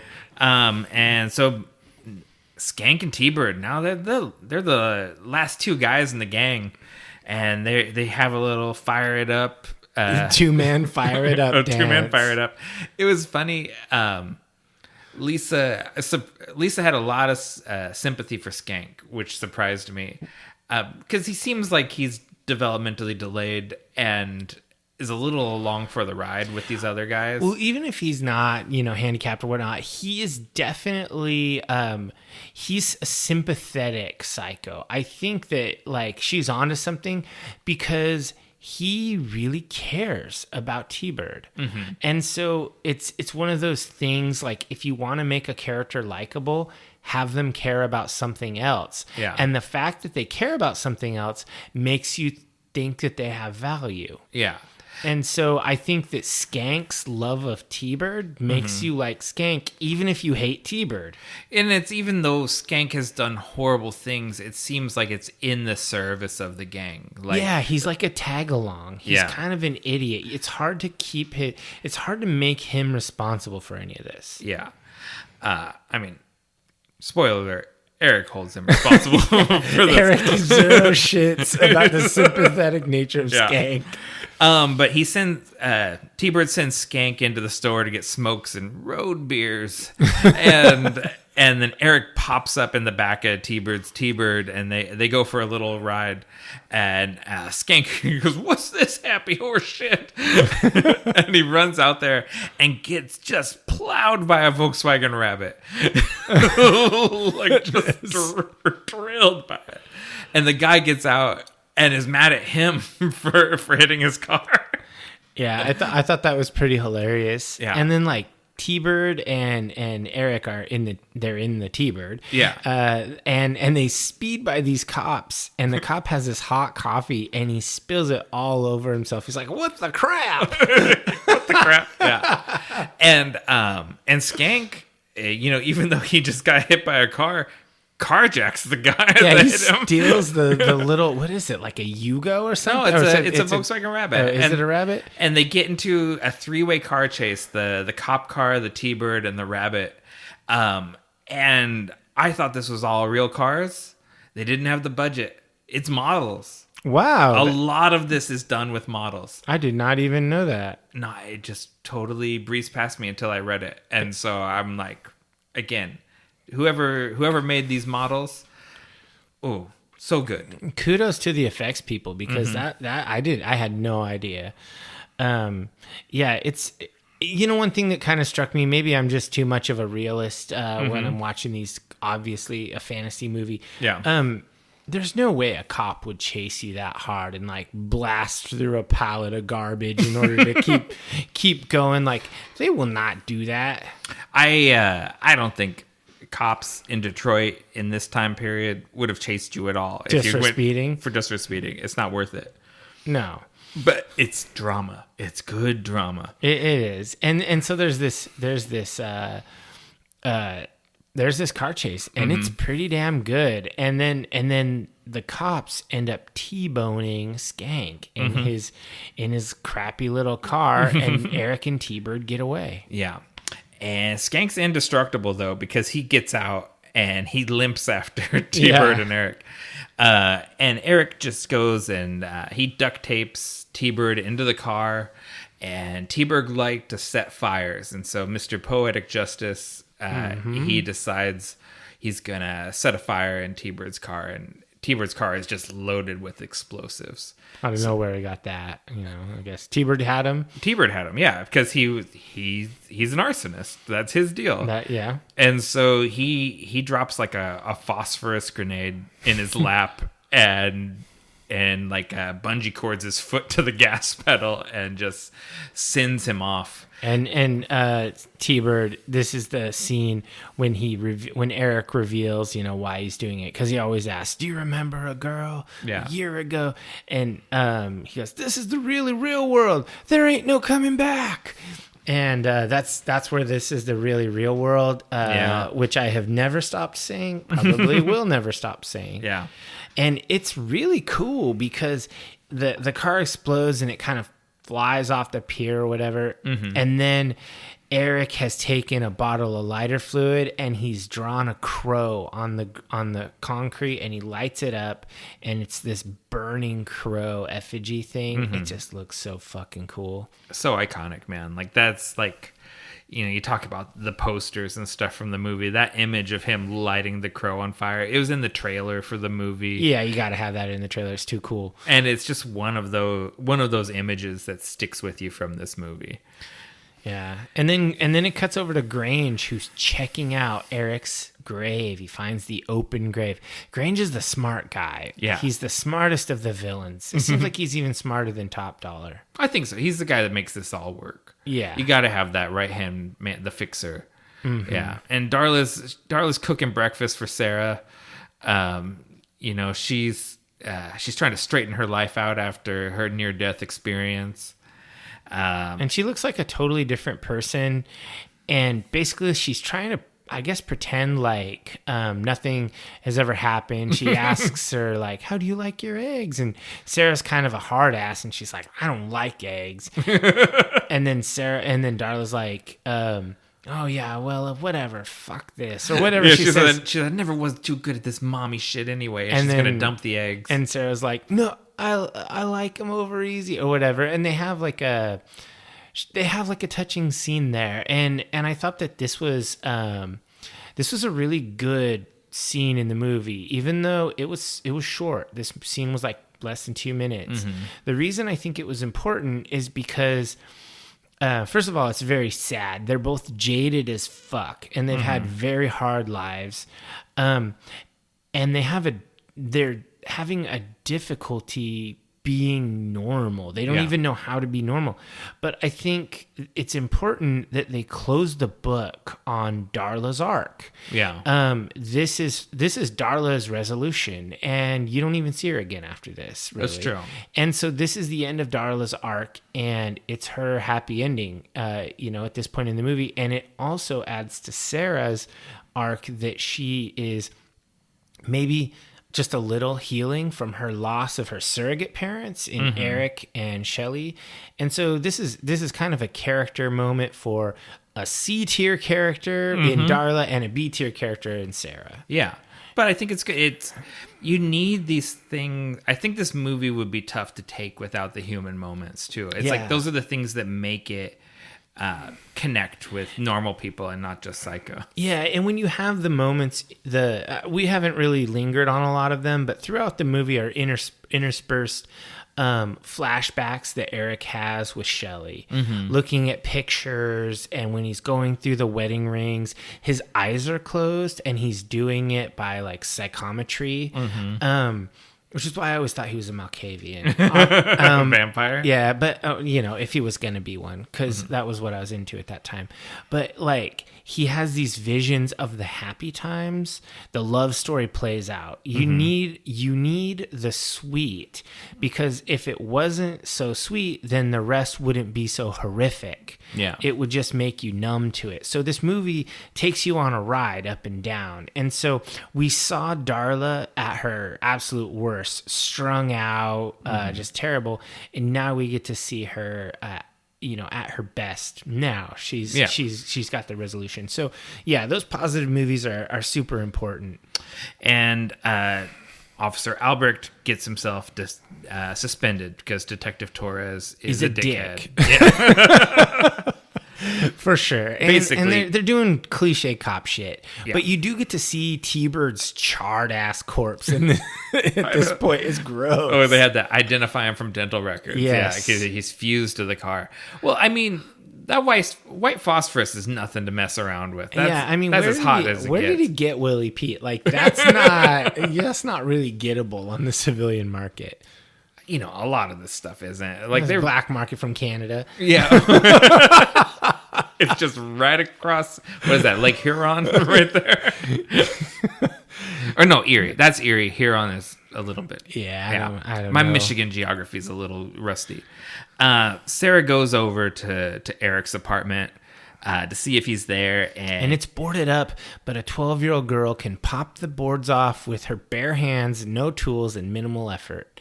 Yeah. Well, good job, cops, or whoever boarded that whoever boarded it up. Probably landlord.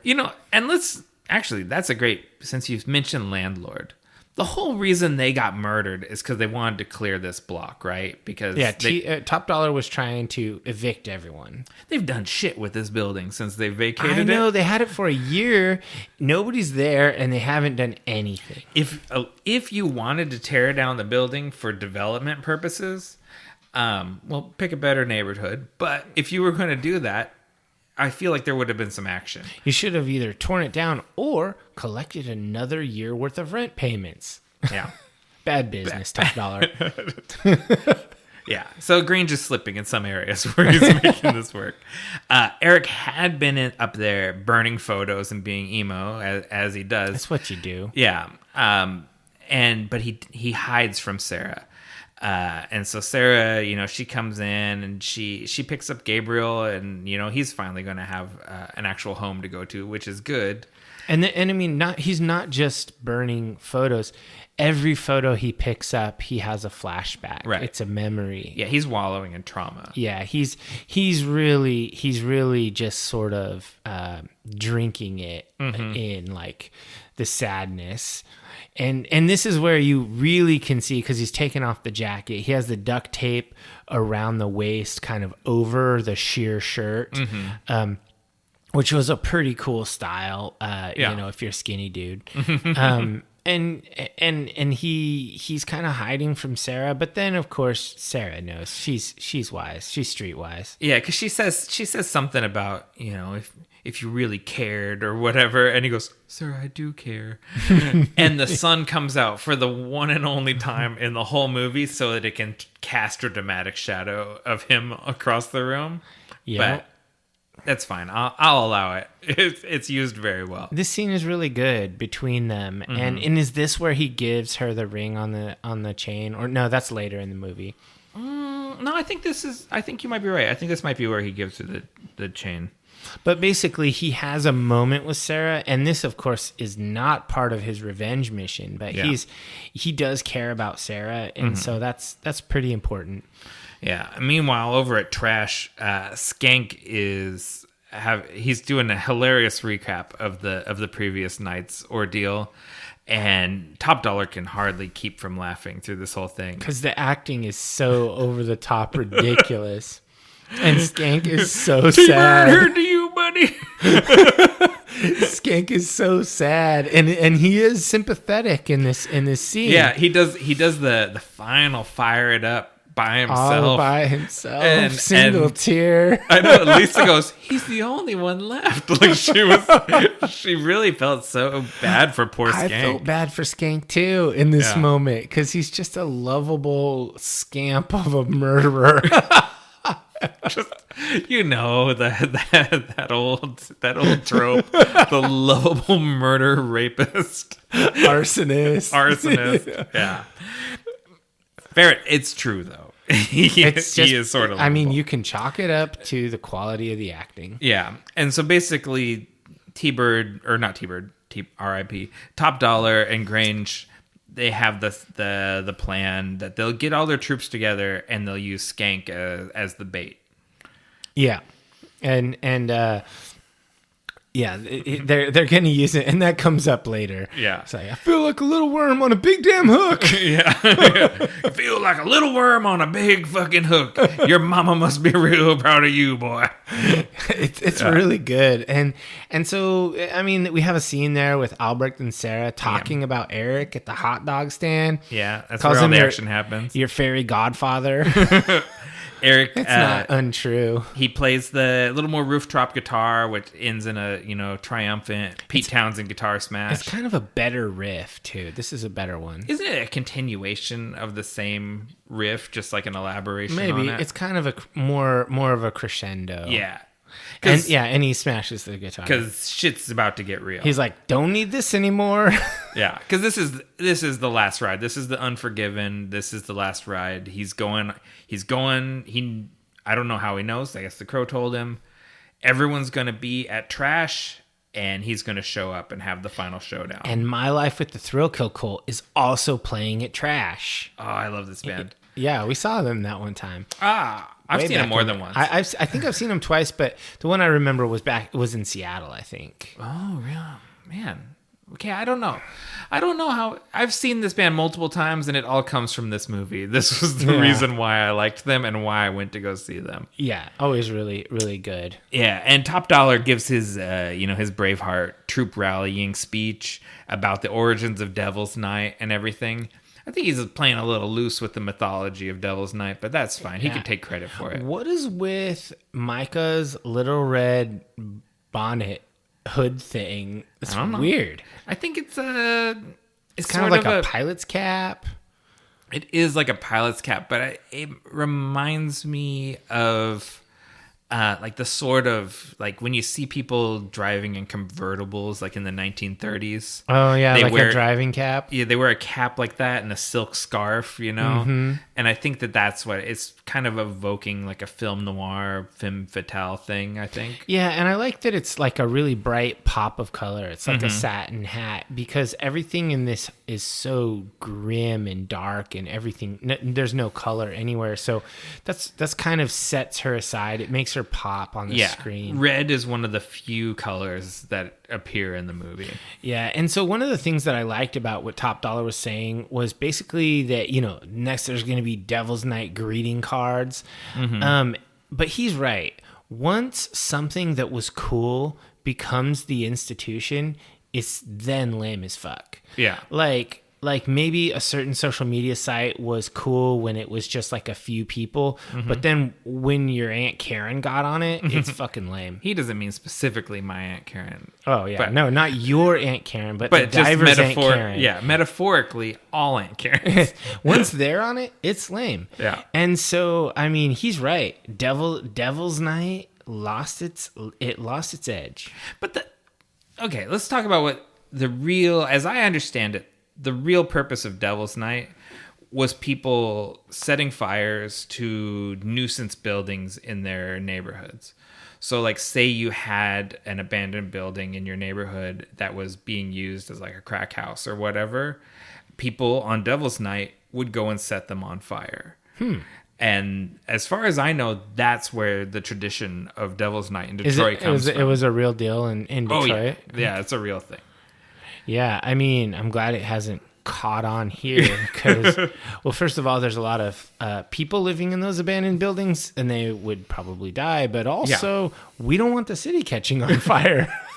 But just like in Detroit, it's hella wet here. It is hella wet here. So hopefully it doesn't spread all over the place. And this is where Skank delivers his line about being a worm on a big hook. Yeah. And of course, the Crow flies in first. Yeah. And then Eric Draven jumps right in, and there's a long table filled with criminals and top dollar, and he faces them all down, just brazen as fuck. You know, this is a small thing, but I'll call it out. That move of jump from a stand, jumping into a cross-legged, like a half lotus position on the table to talk to everyone, that's not an easy thing to do. No, it was very athletic. And you know what I think this scene, or maybe even just Brandon Lee's acting in general, inspired? I think he inspired the Ledger Joker. Oh, you're not the only person to say that. The physicality it's uncanny how similar it is. There's a lot of similarities in the makeup too. Yeah. And yeah, let's talk about the makeup for a second. So they weren't happy with how the makeup looked when it would be applied by the makeup artist.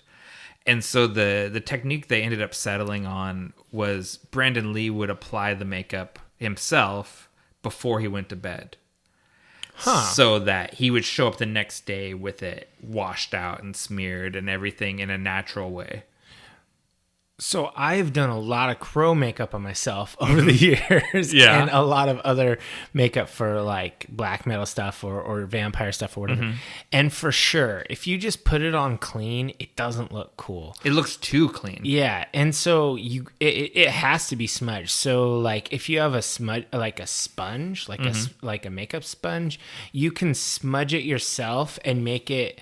I'm motioning at my face. You can smudge it yourself so that it kind of blurs, but then you take the eyeliner pencil or whatever and you kind of reinforce the center of the smudge to give it a little more definition. I'm pretty sure they were doing stuff like that, but it looks really good all the time. It looks worn, but still legible, which is exactly what you want. Perfect. And the other thing, just to kind of cut to the chase, he kind of addresses them and sort of gives the people that aren't involved in the revenge the opportunity to leave. And if they don't, their lives are forfeit. And everyone decides to stay and fight, as you would, because it's just one guy. And he has just like a great Hong Kong style action scene here where he goes through and gun foos everyone. He's got like super powered parkour plus gun foo, and he's just fucking people up. And so in this day and age where we've had like The Matrix and 3 John Wick movies and all of this stuff, and we're very familiar with the tropes of Hong Kong cinema in America now. Not in 1994. This shit is fire. Yeah, when this first came out, everyone was like going nuts over how fucking dope it was. Yeah, I looked because it's very reminiscent of like John Woo stuff. Yeah. And I looked, and his movies had already, like The Killer and Hard Boiled and stuff had already been out. Yeah. but they didn't have wide release in America. So this is a real niche thing, and a lot of people, this would be their first time seeing this kind of action. Yeah, no doubt the stunt people and whatnot had seen those or were aware of them. Like, and cinemaphiles might have been aware. But as far as the wider American audience, this was really different, and it was really cool. I mean, there are some interesting movies like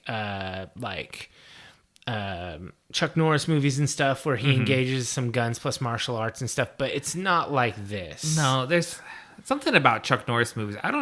It's when you watch those, I guess it's like the cleanness of his martial art. He does these really beautiful sweeping roundhouse kicks and stuff. Yeah. But it's not kinetic and it's not visceral like this is. It's very much like, look how high that guy can kick, and in jeans, that's pretty impressive. It's all like really crisp. There's no grittiness that makes you think it's a real fight. Yeah, totally. And he takes care of all these guys. Micah and Top Dollar and Grange, of course, they slip out, but it ends up just Eric and Skank, and he tells Skank it's not a good day to be a bad guy. And Skank he's like, there's no Skank. Skank's dead. Skank's dead. That's Skank right there. I love that part. Skank's dead. Yeah. And Skank gets chucked out the window. We get our second falling out of a window. I guess, because probably Skank was the one to throw him Eric out the because window. Everyone has to die kind of for their crime. So my question becomes at this point, now that Skank is dead, they were the ones who murdered him and Shelley. All the people that murdered him are dead. Shouldn't he be resting in peace, or is Top Dollar also culpable because he ordered it, as far as the mythology goes? Because it seems like he could just be like, all right, I can go away now. He could. I think according to the mythology and the rules as we understand them, the job is done, and it's time for him to rest. He just needs to make his way back to the cemetery, basically. Yeah. Unfortunately, the police show up, and the police, who have not been really great at their job and definitely aren't doing much about crime in this city, are hell-bent on catching the vigilante. An extremely fast response time now. There was a massive shootout during a rock concert, so a lot of people would have called the cops. But you also kind of have to wonder if the cops aren't on Top Dollar's payroll also. Yeah, because they show up with helicopters and everything, and they go ham after Eric. And we get another, him running on rooftops and stuff. Yeah. But now he can get hurt. He's bleeding like a motherfucker because Albrecht pulls up and helps him escape, and he leaves blood all over the car. Yeah, he covers the inside of Albrecht's car in blood, and then he gets out and he runs away, and it kind of cuts over to Micah and Top Dollar, and she explains the magic. The crow is the link. Yeah. So allegedly, and I don't know if this is true or not, but Brandon Lee didn't like this stuff, that the only other Asian person in the movie is like the Asian mystic. Yeah. And he thought that was kind of a bad stereotype and did not like this. Yeah, I don't know. I'm not going to say she felt like a token character, but it definitely felt a little bit shoehorned. Like, how did she know, and all of that. And, it felt a little bit extra in there, but at the time watching the movie, I guess she was always weird and esoteric, and she probably read strange books. And I don't know. I never bumped up against it as a kid, but I wasn't really aware of any of those negative stereotypes either. Sure. So, Eric's trying to make his way to the cemetery. And he's totally fucked up. Yeah. He has a little moment with some trick-or-treaters. It's cute. And he smiles. You get a smile out of Eric. It's nice. There's no parenting going on in this Detroit. This dystopian Detroit. Kids run wild in the middle of the night. And Sarah's sleeping in the cemetery. She knows Eric was gonna kind of give her the slip, and leave without saying goodbye, and she wants to get And a goodbye. so she waits because basically his job is done. He's going back to time to go home to Shelley. Yeah. And he settles down. They have their little goodbye, and he settles down in the This cemetery. is where he gives her the ring on the necklace. Yeah. You're right. You're definitely right. And as Sarah's leaving, she gets abducted by Grange, and she gets used as bait to draw Eric out so they can kill the crow and take his power. Yeah, so this is Eric. Eric had his false victory. So he had like it seemed like he won, but he didn't. And then something bad happened. This is like when Obi-Wan Kenobi gets killed. This is the same turn. And so you have to go back and be a hero. Are we doing so if this is the hero's journey, and there's literally a place called the Pit. It tracks. So Eric goes to the church, and Grange is up in the balcony or whatever, and he shoots the crow. Yeah, he's got a sniper rifle. It's maybe it's just an assault rifle with a scope, but he shoots the crow, but he does not kill it. He doesn't kill it, and either because the crow is injured or because Eric is off mission or both, Eric's very woundable at this point. And I like how Top Dollar, he just looks fucking in charge, and he's got a sword on his back. Yeah. He looks like the fucking Highlander. He does, with the long hair, and he's wearing like a waistcoat, and leather gloves, and has a katana sword. So yeah, totally, he could be a Highlander for sure. But luckily, Albrecht shows up with the flare gun, shoots a flare at Grange, and evens the odds out a little bit. But we missed one of the coolest lines. When Grange shoots the bird, Top Dollar says, "Caw, caw, bang, fuck, I'm dead." It's so good. The delivery's perfect. I've quoted that many times. Yeah, for sure.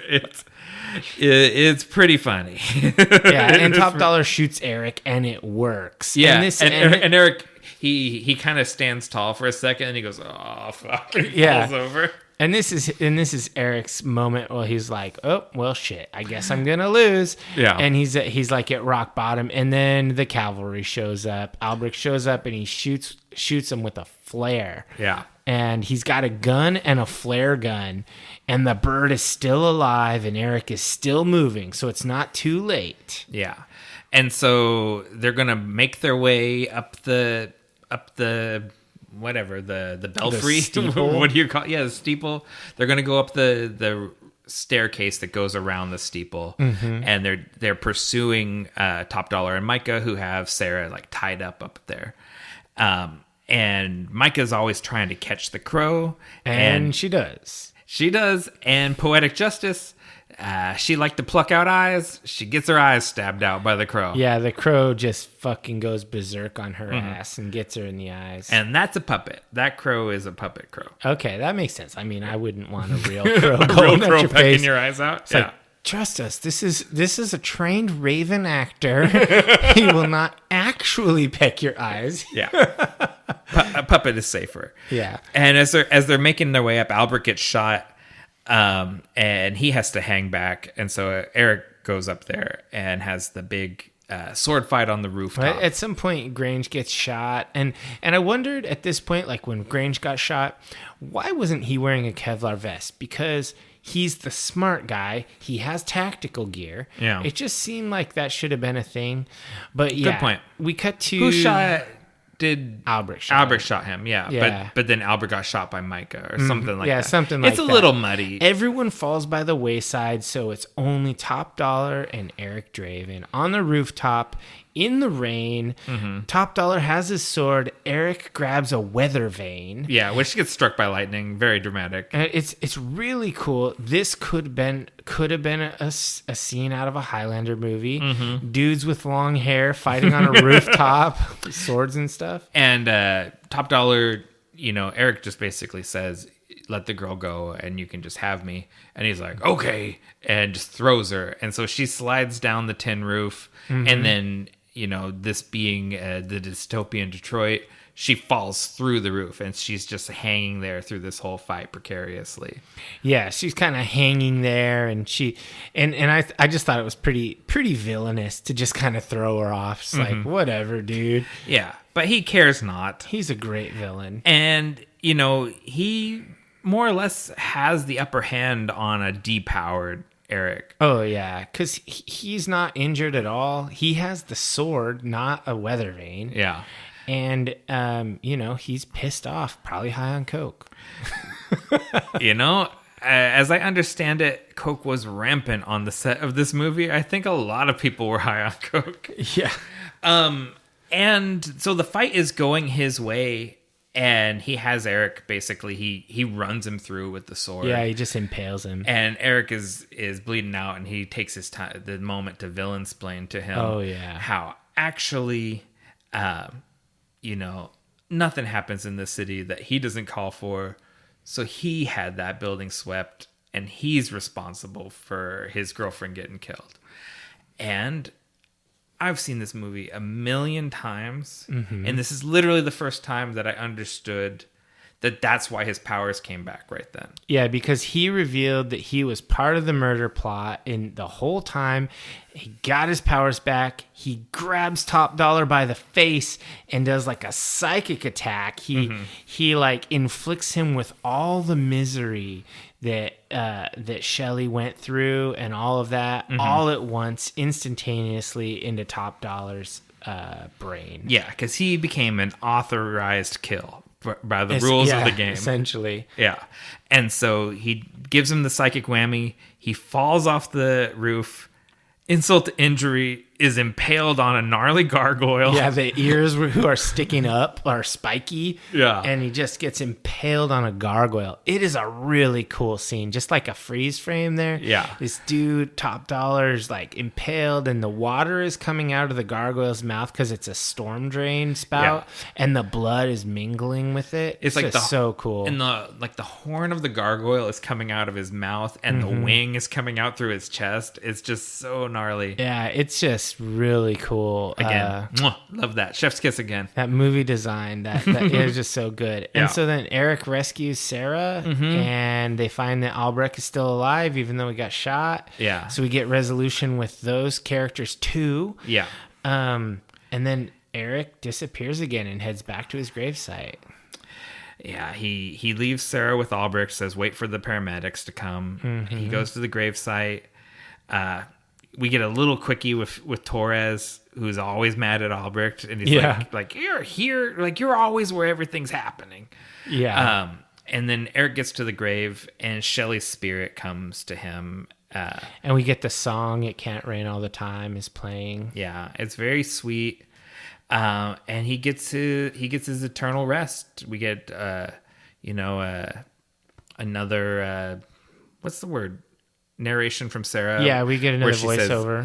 Voiceover. That's what I was looking for. Buildings burn, people die, but true love is forever. But real love is forever, I believe. Oh, okay. But real love is forever. Yeah. And the crow brings Sarah the ring. Yeah, she brings the ring, and then the outro song, It Can't Rain All the Time, performed by Jane Siberry. Yeah. Who she didn't write it, but is a great song. It's very sad and melancholy, and it kind of takes us through the outro.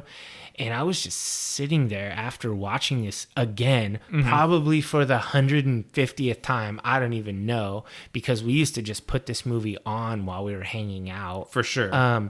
And those don't really count as real viewings, but I watched this movie a lot. I would say that it's not unrealistic to say that I've watched it in earnest 25 times, and I've watched it in the background over 100 more.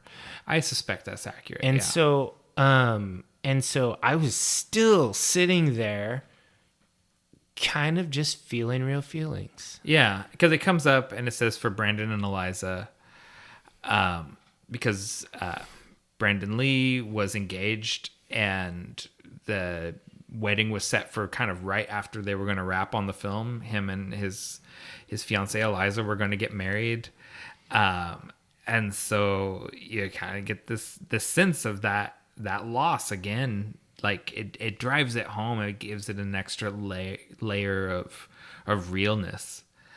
So this, yeah, I mean, the movie, I haven't watched this movie probably in 10 years. Mm-hmm. And I'm glad I did. Do you want to know how it was supposed to end? Oh, yeah, let's hear it. Because it was supposed to be when he got to the cemetery, the skeleton cowboy would explain to him that because he had saved Sarah and had strayed from the revenge mission, he didn't get to go onto his great reward, and then he had to wander the earth as an avenger forever. Yeah, like apparently the skeleton cowboy is another person who had been cursed like this. Oh. And there was supposed to be 2 more movies.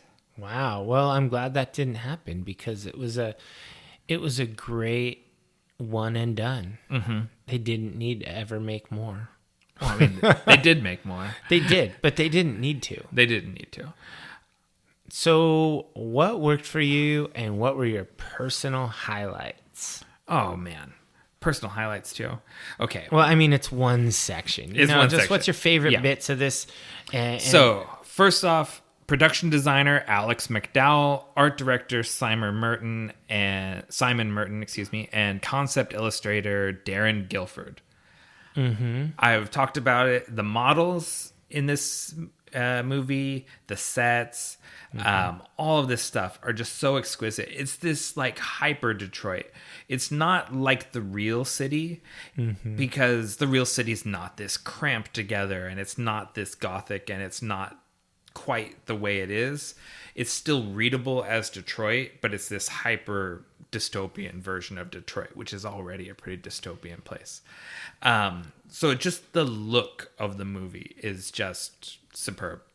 Number 2, the soundtrack and the score by Graham Revell. You called out the Can't Rain All the Time, which is one of his compositions.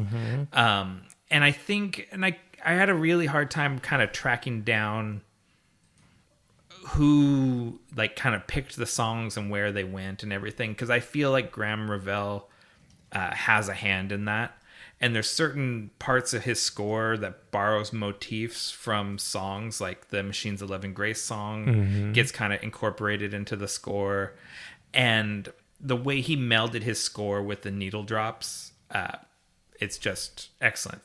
It's extremely listenable.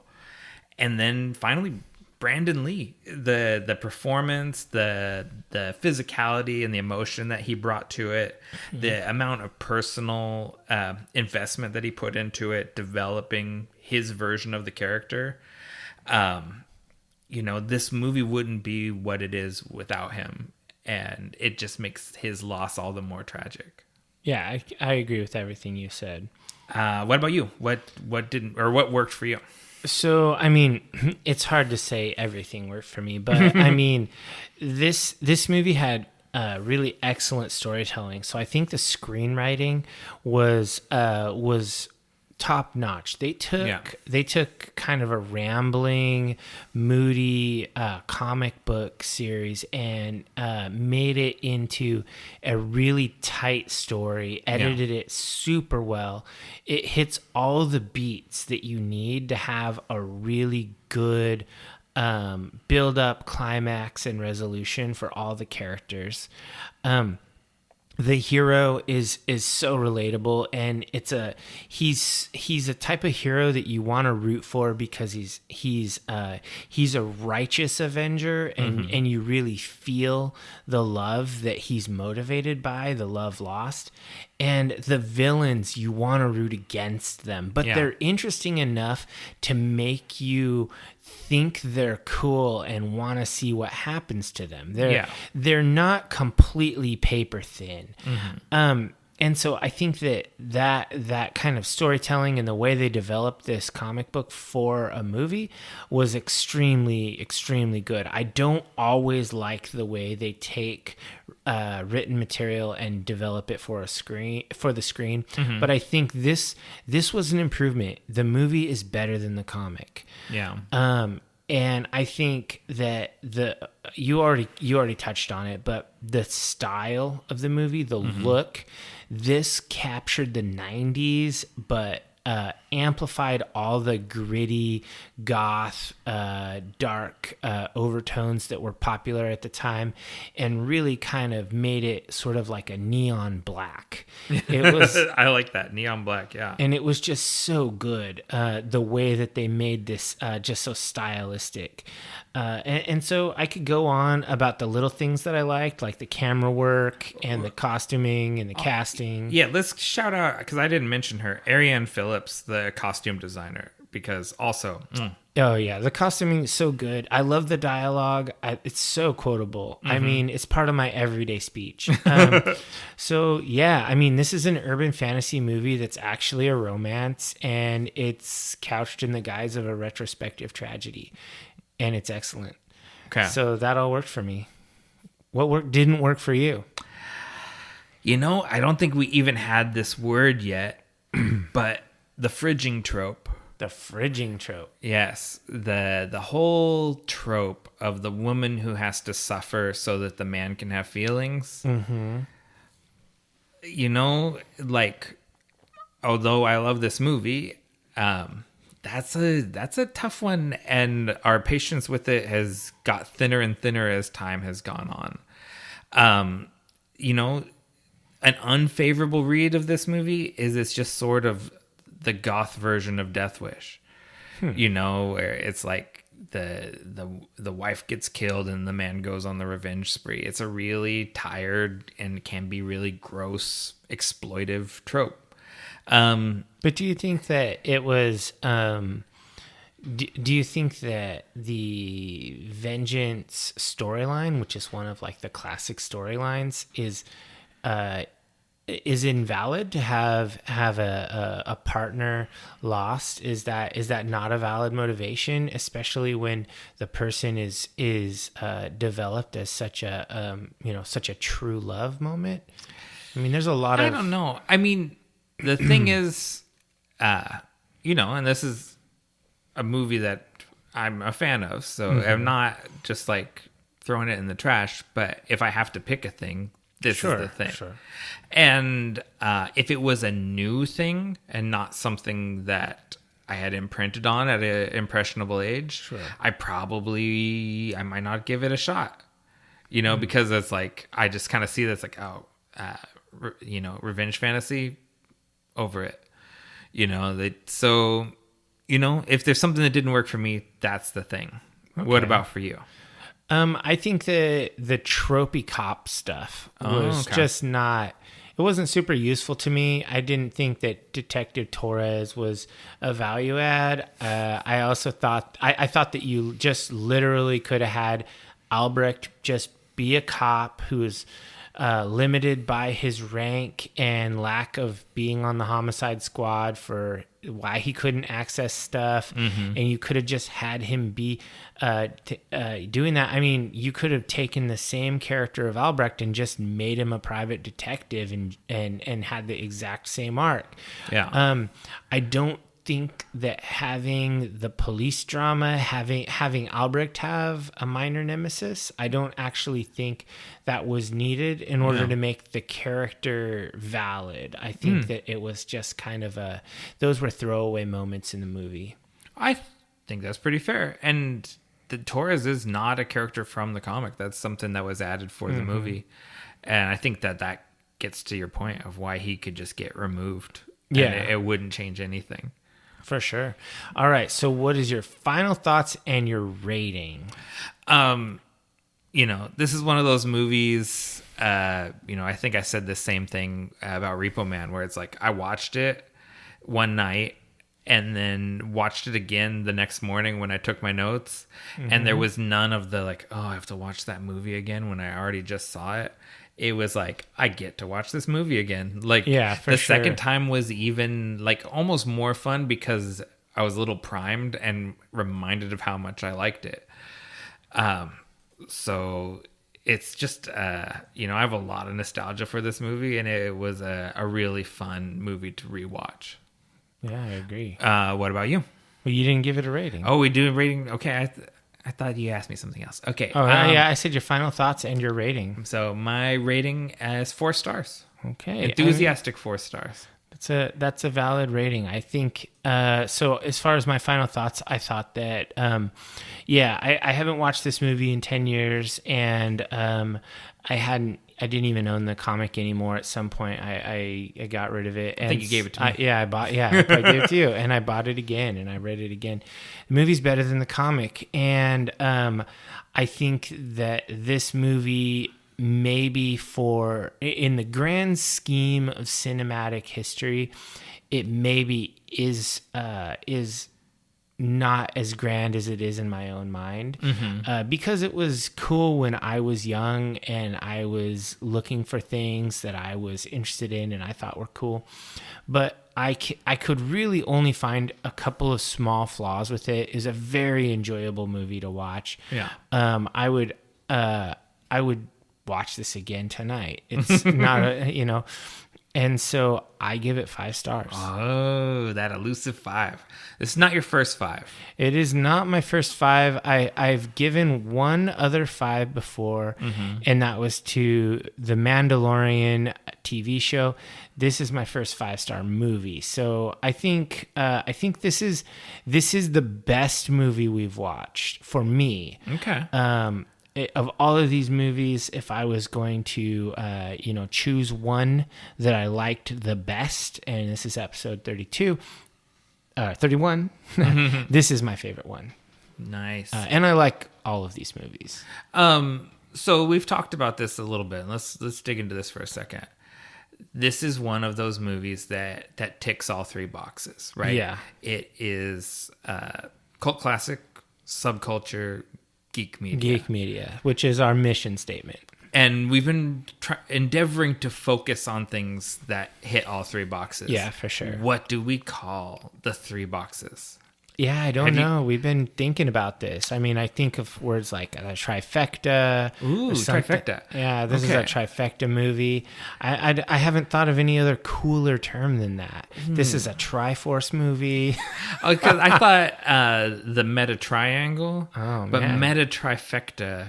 Oh, that has a better ring to it. It does. Yeah, Okay. I think this definitely, The Crow is a meta trifecta. Yes. And our next movie is also a meta trifecta. And that is Dune. That is Dune. Okay. Yeah. We are coming back around. We are coming home, divers. We are back coming to home. We're going back to the desert. We're gonna find some worm sign. Oh man, I can't wait for that. All right, so let's go ahead and take a break. Oh wait, I had one more thing. I got to tell you what the IMDb and Rotten Tomatoes are. That's part of my job. Yeah.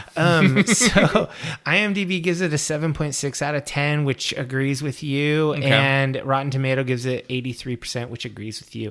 And I don't disagree with you. Yeah. I think your rating is probably closer to most people, but for me, I can't not give it a 5. I appreciate that. You got to go with your heart. Yeah, if I legitimately love this movie, so I can't not give it a 5. So. And I do too. And it was a joy to rewatch it. I liked it so much, like I said, that I went ahead and watched Crow City of Angels. I did not do that. You should watch Crow City of Angels. It's the whole same production design crew. And there's a lot to like about that movie. There was a lot of studio interference. The studio always wants this to have sequels, right? Sure. And so I think the ending got futzed with a little bit. And so I don't think we really saw the true Tim Pope vision of City of Angels. Is it on Paramount Plus also? Yes, it is also on Paramount Plus. Might as well. Got it for Picard. Yeah. Keep it for The Crow. Watch Crow City of Angels, and then those other 2, like the one of Edward Furlong. I've never seen them, and I don't think I ever will. Yeah, maybe it's worth doing just for the hell of it. All right, cool. Let's go ahead and take a break, and we'll come back and finish it up.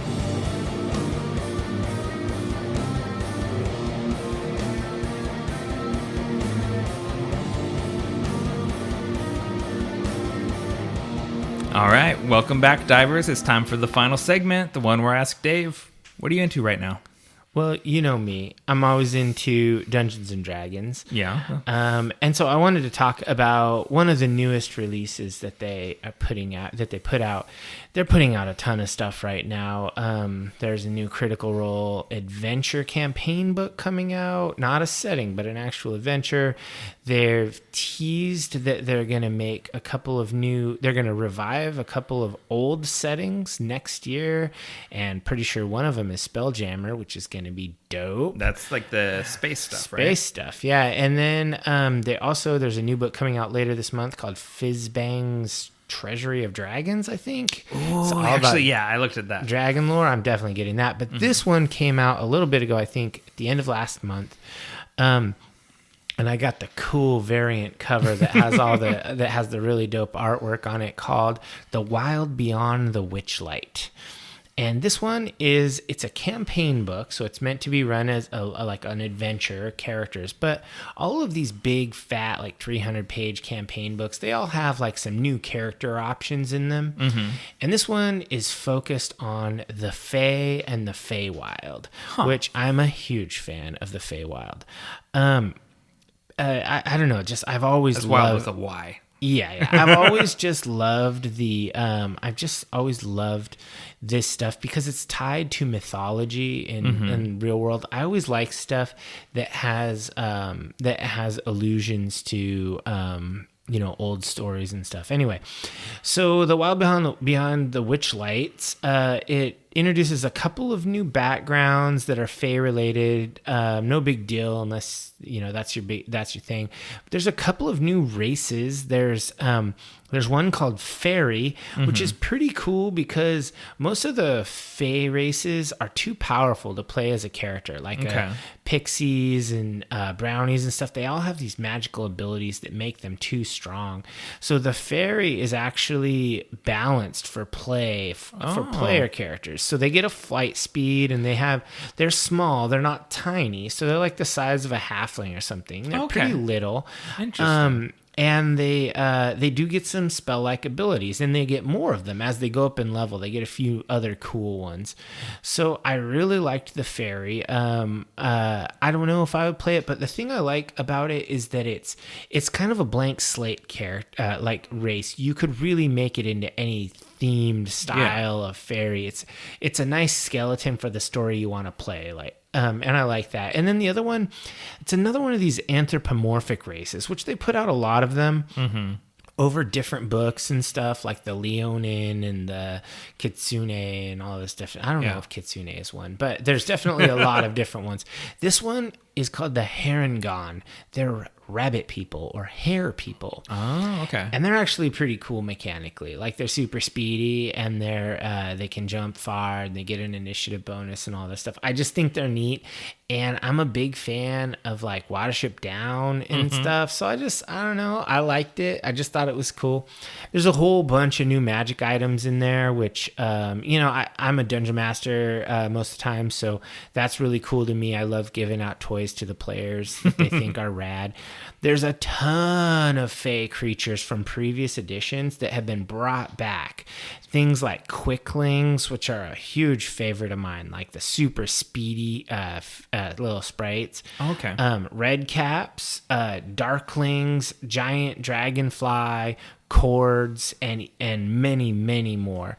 So I just think that's really neat. To bring all that stuff back. It's a kind of a shot of nostalgia for me because all this stuff is from previous editions. Well, not all of it, but most of it. And then one thing that I like about this adventure is that this is not the same as doing, like the Temple of Elemental Evil or something like that, which is mostly kind of a dungeon crawl, etc.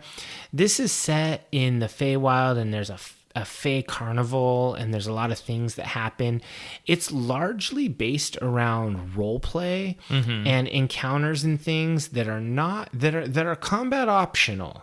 Yeah. And so I think that this kind of represents a newer style, kind of a new school play style, which is sort of inspired by a lot of the live play shows on TV or on the internet and stuff, where character arcs and stories and drama and kind of the theater aspect of D&D is really emphasized.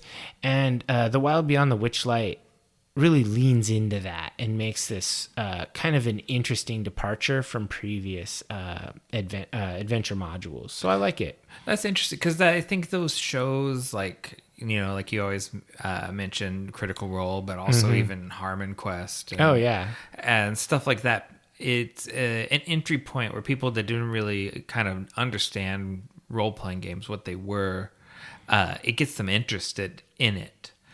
Yeah. And so that makes sense that they would kind of appeal to that market. And if people are interested in live play, obviously I've mentioned Critical Role. I'm a bit of a fan. But you can also check out Harmon Quest, like he mentioned. There's a really good one called High Rollers, and another really good one called The Chain of Acheron that I highly recommend. Anything. You know, there's just some really high quality live play shows being made nowadays. That Critical Role is not the only game in town, but they've really kind of kicked open the doors for this. Yeah. And so you can find something that is sort of your taste if that's what you want to do. And so that's what I've been up to, is just kind of nerding out. So what have you been up to, or what are you into right now? What am I into? It's all right. So it occurred to me as I was kind of plotting out our next several episodes. We're coming up on the end of the year. And so I was thinking, year-end episode, I'm going to have my of the years. Oh, yeah. And I just didn't feel like I had listened to enough albums to... I knew what my album of the year was going to be, and I still do. Oh. It hasn't been displaced. But I thought I need to sample some more albums that came out this year and see if there's any challengers to the one I already had picked. Okay. And I made a couple discoveries that really resonated with me. And the first of those is Amyl and the Sniffers. Their new album, Comfort to Me, came out in September. They're an Australian punk band with a female vocalist. And it's good, old school, like kind of snotty punk rock, like closer to like that true 77 style. But like if the X-Ray Specs had grown up in Australia on that AC/DC diet that they give kids there. And so it's a little crunchier than a true 77 punk band. Sure. And I just really love her, Amy Taylor, as a vocalist. Her lyrics are they're just really like raw and open emotionally in a way that you don't always think of in punk rock, which fronts a little bit and really only has one acceptable emotion, which is anger. Yeah, for sure. And so I think it's like there's more depth to their songs. And just like it's really catchy, you know, short little punk songs, and they get stuck in your head. Like, what was the one? Security, the song Security. You know, I listened to it today and it'll be in my head, you know, for the rest of the week. Nice. And so it just sticks with me. And then, you know, another young, you know, Zoomer punk band, you know, who knew that was even still a thing, is Chubby and the Gang. They're from West London. Their album, The Mutts Nuts, came out August. And this is like, they seem like the kind of lads that have a real serious opinion about which football team you support. Like it's that kind of punk rock, real bother rock, stomper music. I shouldn't say that exactly because they're a bunch of long-haired guys. They're not baldies, but okay. But it's that, you know, that kind of street punk oi with the American hardcore influence. Gotcha. And I've been just playing those two albums quite a bit. So that's what I've been into lately. Oh, glad to hear it. I'm definitely gonna. I'm probably gonna check out that first one. Maybe the second one. But if you post them on our socials, I'll definitely click the links. I'm good for some link clicking. All right. So you want to give the call to action? Yeah. Go ahead and subscribe to us on your favorite podcatcher. Rate us generously. A 5-star review costs you nothing, but means everything to us. We are disillusioned with Facebook, and we both like Instagram. But we're also on Pinterest, even though I haven't updated it for quite a while. Well, I guess this is really goodbye. Don't say goodbye. Say good journey.